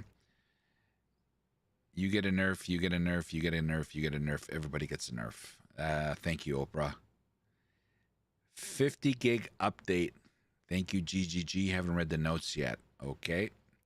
The unkill effects of Herald skills can no longer trigger from kills caused by Herald skills. So, you just casually killed every Herald skill. I understand that nerf was necessary, but this is too much. Need mouse support with controller, and that's all I really needed. Oh boy. Wait till you read the patch notes, buddy. These patch notes look pretty miserable. I knew there were going to be a lot of nerfs, but even niche skills were nerfed. Crossbows, even crossbows, which were said to be buffed, were nerfed overall. Grenades are going to be used by no one now. Yep, my build got 6 feet under. Time to break new builds. Thank you, GGG, for the great game. I thought you were meant to nerf only outliers, not the whole fun of the game. This is an awful patch. You had a tornado come through here, but I'm back. All right, Chris. Glad you're safe and good. GGG always nerfing things. Who got nerf? GGG? Everyone.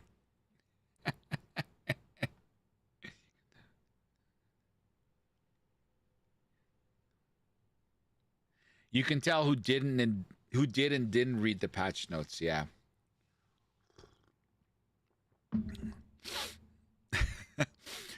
Who got nerfed? Everyone. So from a glance, a lot of the powerful things have been slammed. Here's praying that the amount of one-shot scenarios have been looked at as well. Ooh, I don't know about that, Revenant Shuru.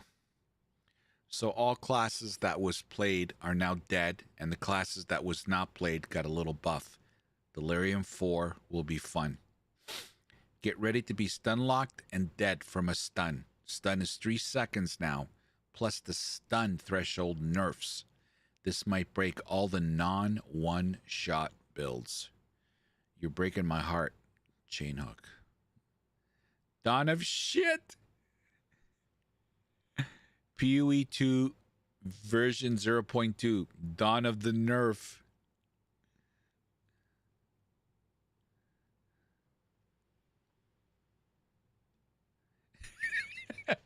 I love GGG's patch notes.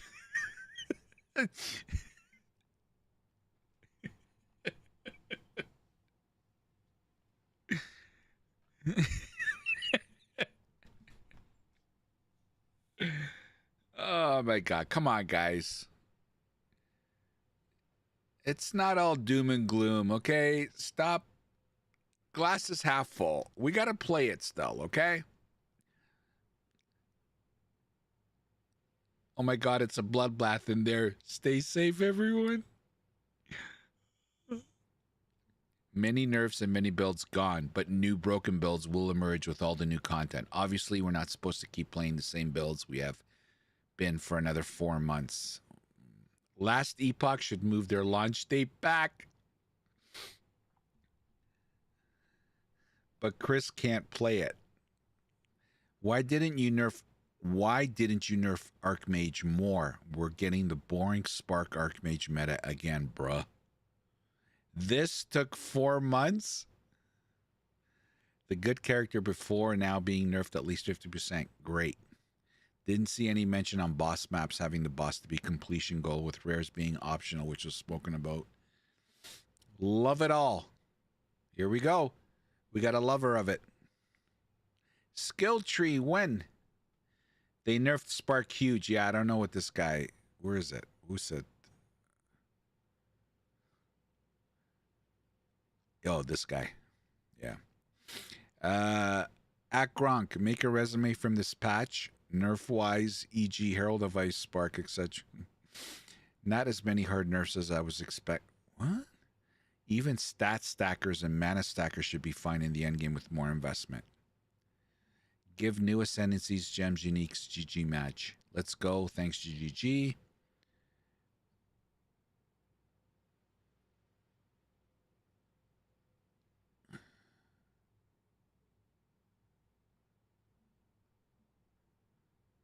Brutal. A bit of light reading.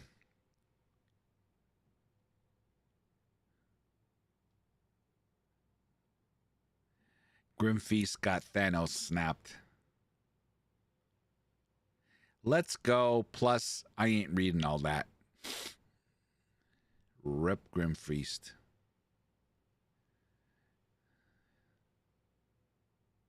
Worst patch notes I have ever seen since 2014.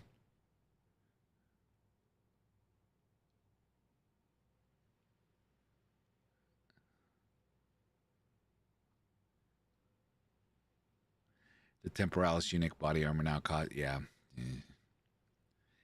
Dawn of the Nerfs. Oh my.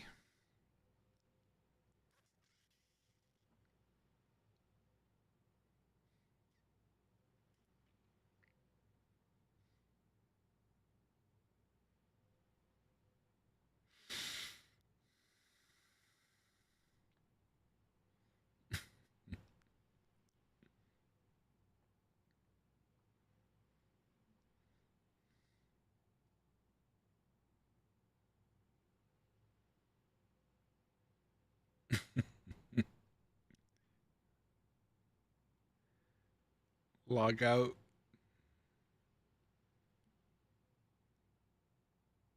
Seriously, what the WTF are you guys doing? No movement skill is a no-go. I'll wait for PoE 1 while you casually kill PoE 2. I hope that's not the case, man. I hope not. Yeah. Anyway. Fucking crazy shit. So, I don't know if I want to watch that.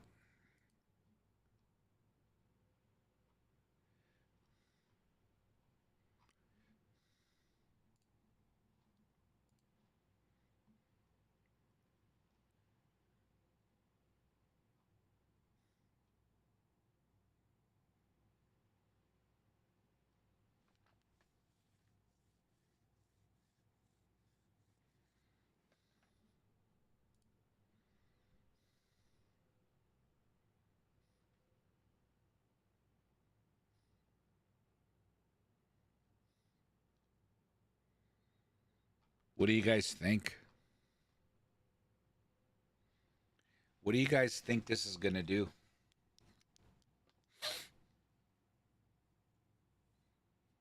I can see why Jonathan said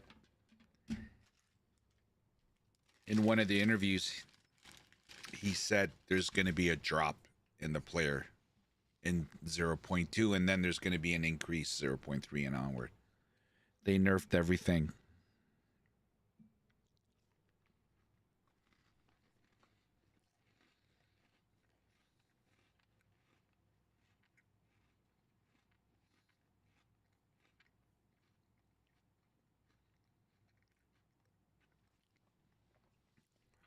'11th Hour Games is fucking popping a bottle of champagne right now. They are popping a bottle of champagne and doing shots and dancing on the bar.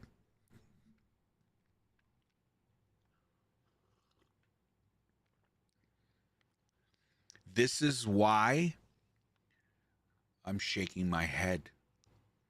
You know, April 17th is 2 weeks away.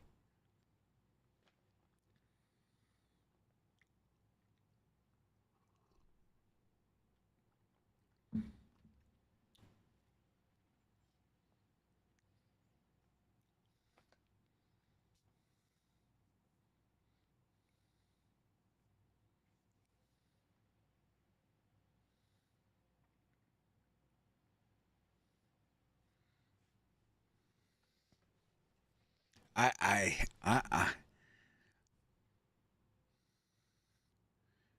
shocked. Like, the more that it's sinking in, again, I know it's premature, but even if you take the glass is half full approach, oh, just play the Huntress. But not everybody likes that kind of play style. No words left. I hate to say, I told you so. Yeah, next.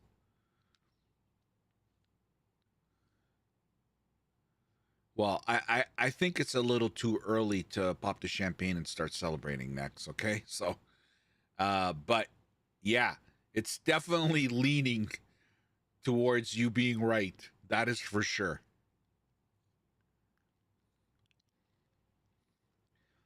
Like, I'm starting to see a little pattern here.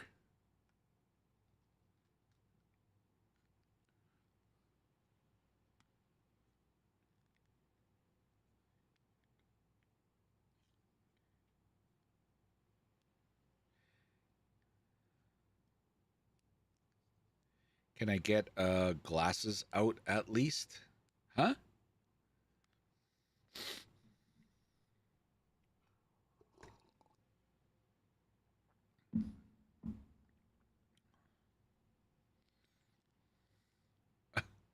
Wow. Wow.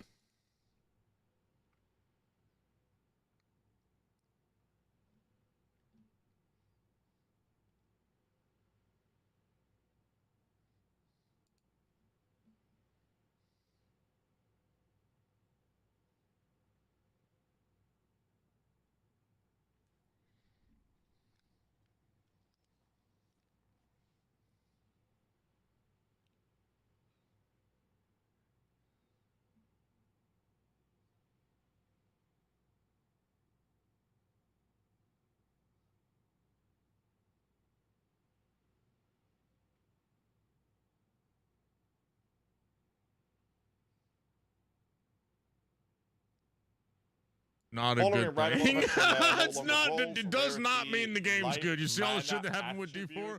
D4 gave me tons and tons and tons and tons of parodies. I mean, hell, I mean, if I have to be the ARPG detractor and make all the fucking troll content, I will. God damn it. I got work to do. I'm probably gonna be up all night, boys.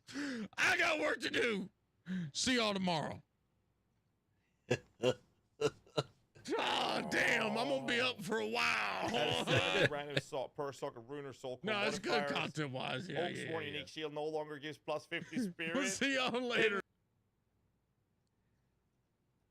What?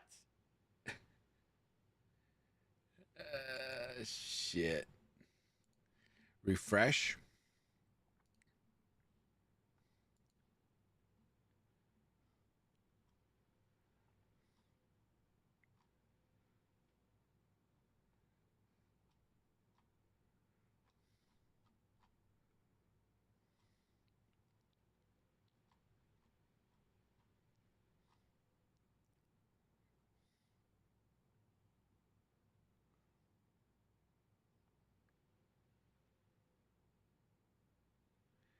Azoling, you're more confused than ever?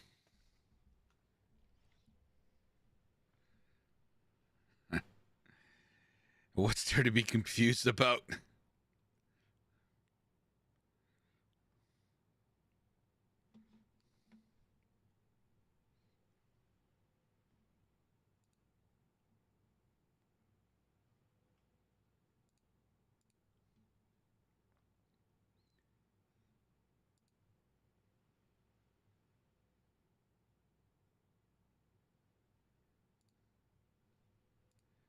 What's Ooh, is that the +5 max rest thing? PoE ever lasting sacrifice.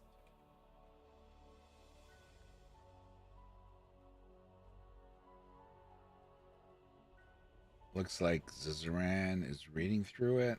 But the first one is going to be spears.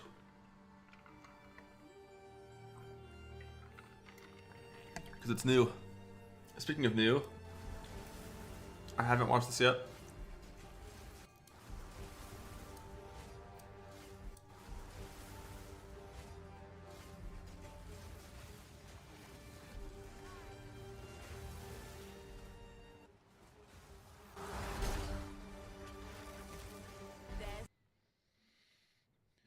I think I'm gonna go with Lich or Huntress since the skills haven't gotten nerfed yet.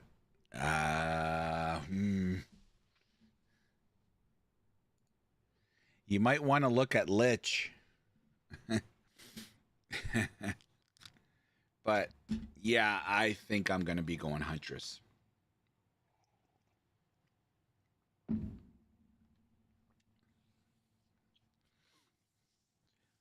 Once POB is updated, I'll take a look, and I'm probably going to go with Amazon, but we'll see.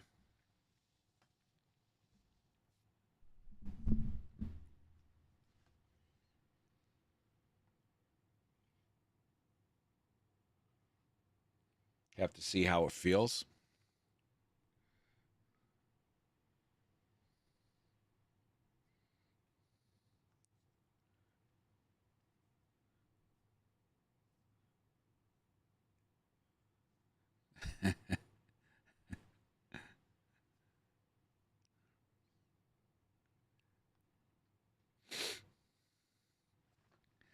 Like, this is... How do you fucking even summarize this? Like, you basically have to clump... What? Oh my god. Now what, Sammy? I don't know, man. To be honest with you, I'm just...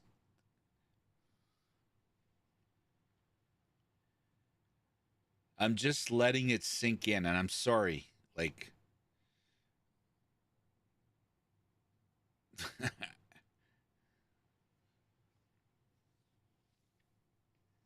You know, I'm an optimist, so I'm keeping a positive attitude about it, and we'll see how it plays on Friday. But like, from a macro level, just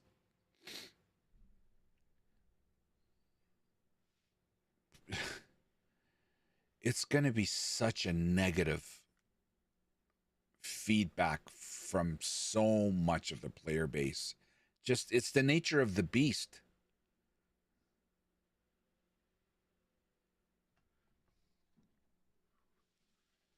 This reminds me of school homework to summarize all of this. Yeah.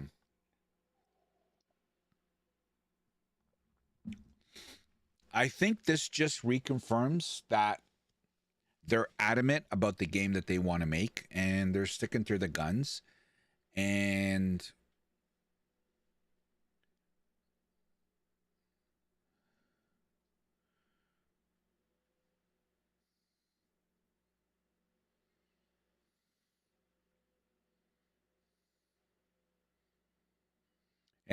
the question's going to remain, is that going to resonate with a lot of people, right? But that's the question all games have.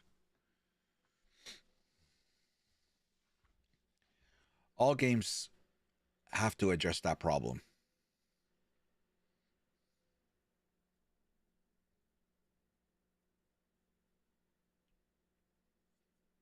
Like, it looks like they don't want us to, you know, be blowing up screens.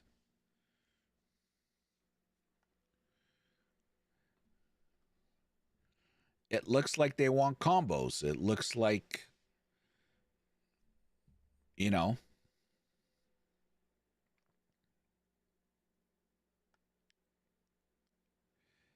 they don't want us to play. They want us to work. I don't know. I again, very general comment. I don't have a problem with engaging combat. It's not even a matter of the speed. I don't think it's a matter of the speed. I just think it's a matter of, I don't even know how to phrase it. I don't think it has to. Yeah, maybe it does have to do with speed, but like I'm thinking out loud right now, so I mean that there might be gibberish here, but they just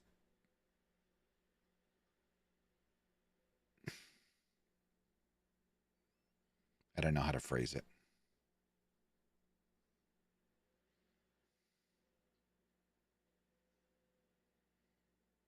Zoomy? I don't know, not zoomy, but I don't know. Why make a level requirement for cruel and maps? What is the point of that? This is it's those kind of things that I have more of an issue with. When it comes to the nerfs, again, that's all going to come out in the wash. We'll see when the game launches on Friday. We'll see the impact. Of course, a lot of things have drastically been nerfed, but that is level requirement for cruel and endgame. I remember distinctly watching, I don't know, I've watched a gazillion, as have you guys,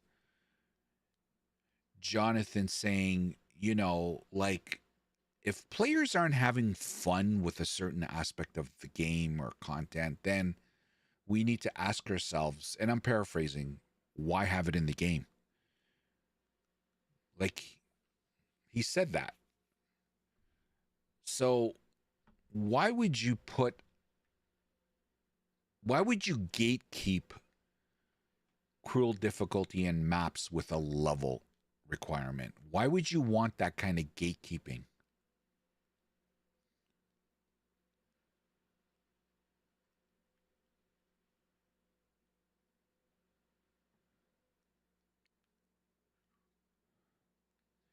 Unless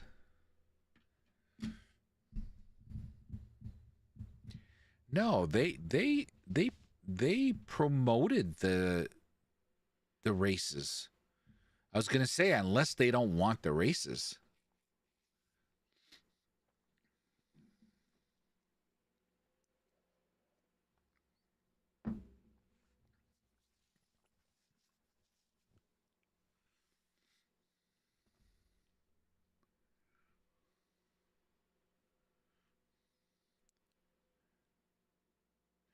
Does anyone remember what level the racers were at? Were they at like level 30 when they finished? No, they couldn't have been level 30. Were they? They weren't level 30, right? Does anyone remember what level the racers were at when they finished Cruel? They used the races to gauge pacing. I'm trying to remember.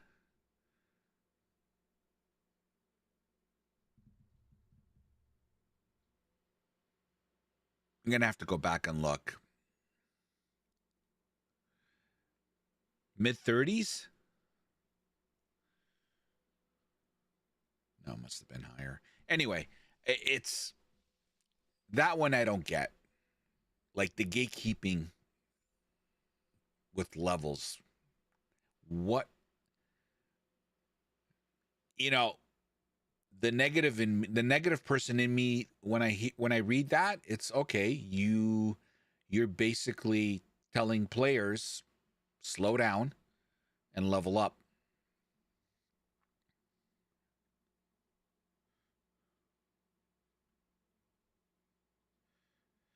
Oh, it didn't include Cruel. Yes, shit. What am I talking about? Yeah.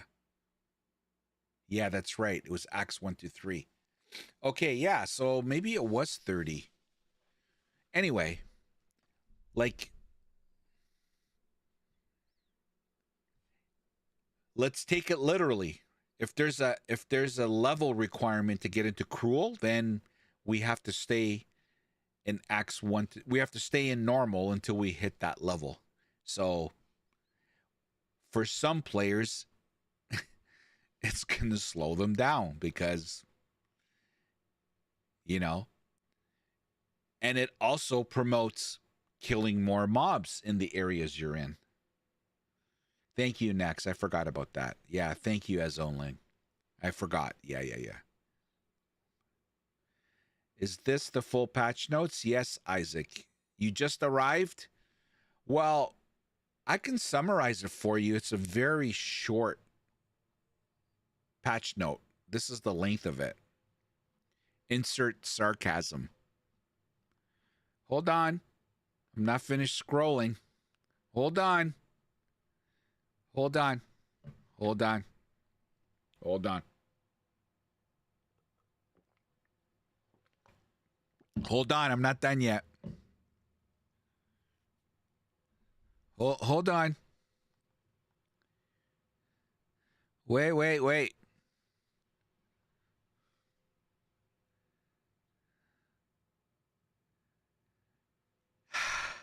There you go. There you go. Yep. That's about the same time it takes to finish Act 1. I'm kidding.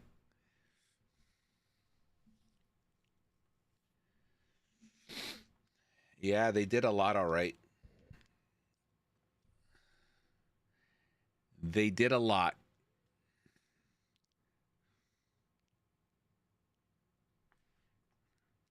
Yeah, I don't know. I have to see it, how it feels. Yeah. There's no alteration orbs of scouring. Isaac, get it out of your head. You are never seeing alteration or scouring orbs. Never. Unfortunately. It's not happening. Not the way they're talking about it now. There's no way. I don't want to say never because they could change their mind, but I think that too, for now, there's no chance. For now, yes, absolutely. Zero chance right now.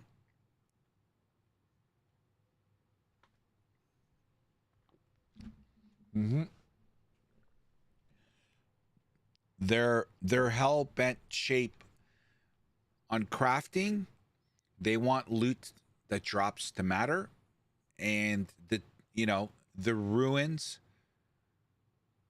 they're introducing a tiered system now, so the flat damage scales as the example that they use. So that's how they see crafting, getting an item that drops on the ground and inserting ruins, that's kind of how they see it. One of the methods anyway, right? This is how they're looking at it. This is their crafting. They don't want what's happening in PoE, where we have screen full of loot that doesn't matter. You guys probably know this already, obviously. I also hate that they're not looking forward to flip the tiers on items. I don't get it. It's so important for players.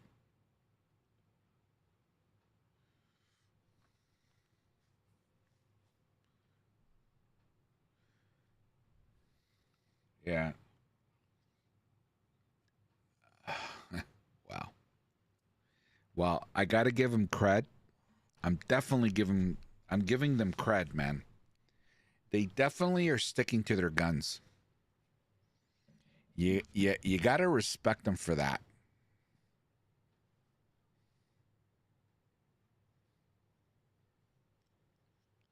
I mean, they did work. Well, again,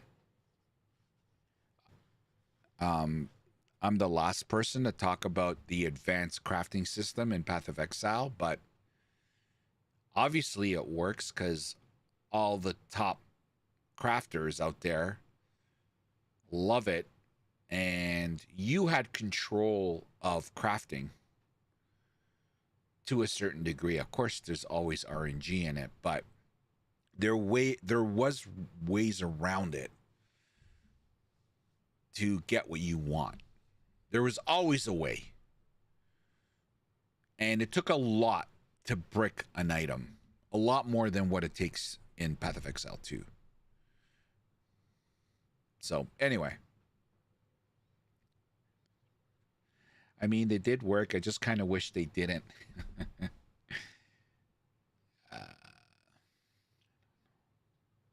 I don't know what are their plans for crafting to make great again, greater than PoE 1, because this should, the wait definitely worth it.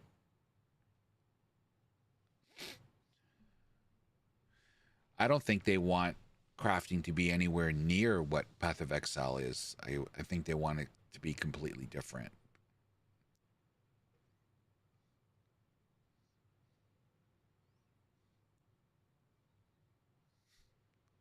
Crazy.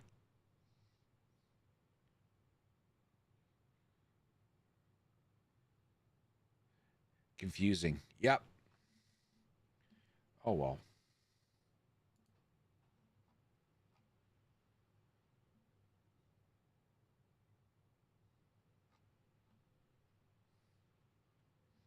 It is what it is. Why fix what isn't broken? It's because it's not new player friendly, Isaac. It's not new. Path of Exile's crafting system, like, not the beginning, the mid to late game crafting is not new player friendly. It's not. It takes a lot to learn and understand. And I don't think they wanted to go, you know, they wanted to make it more accessible, right, to new players. I think. That's my take on it. Well, they kind of broke what wasn't broken. Yeah, man, it's absolutely insane. Insane.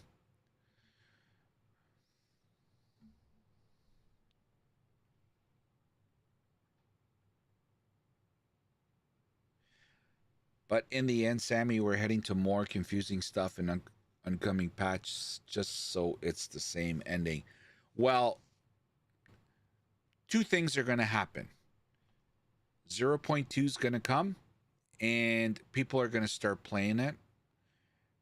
And the word on the street is going to get out, and it's either going to sway the players to play it that are like, that were driven away with these patch notes, and they're like, fuck this. You know, I'm not, this is crazy. I'm coming back when, you know, things are more sane. Or Friday comes, people start playing it, and it really is what people's interpretations are, and people start shitting on it, and, you know, then we have to wait and see how GGG responds to that.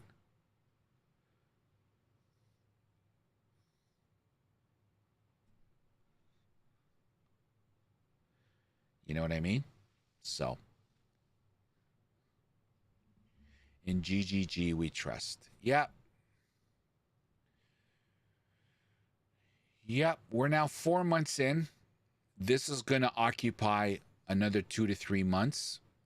If this was the beginning of the leagues in Path of Exile 2 early access, then we're going to be living this for 3 months.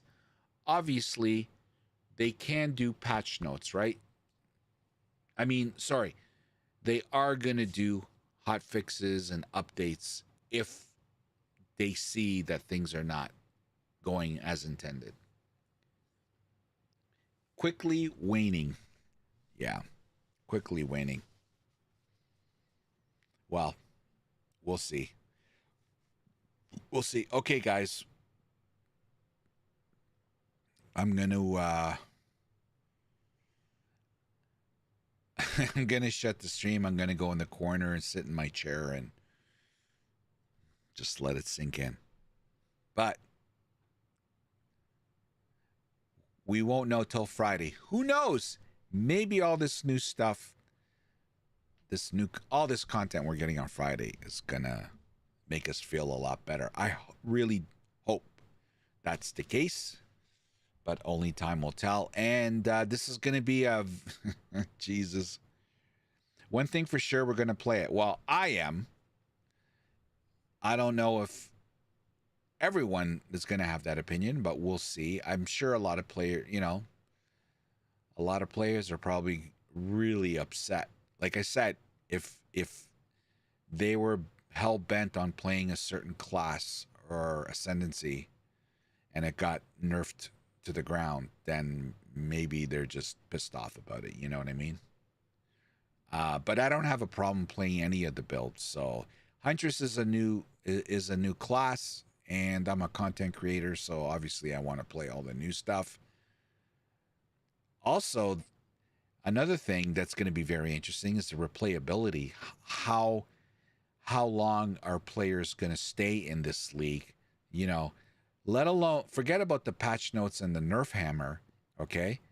But we also have, you know, LE on April 17th, and a lot of players play both games.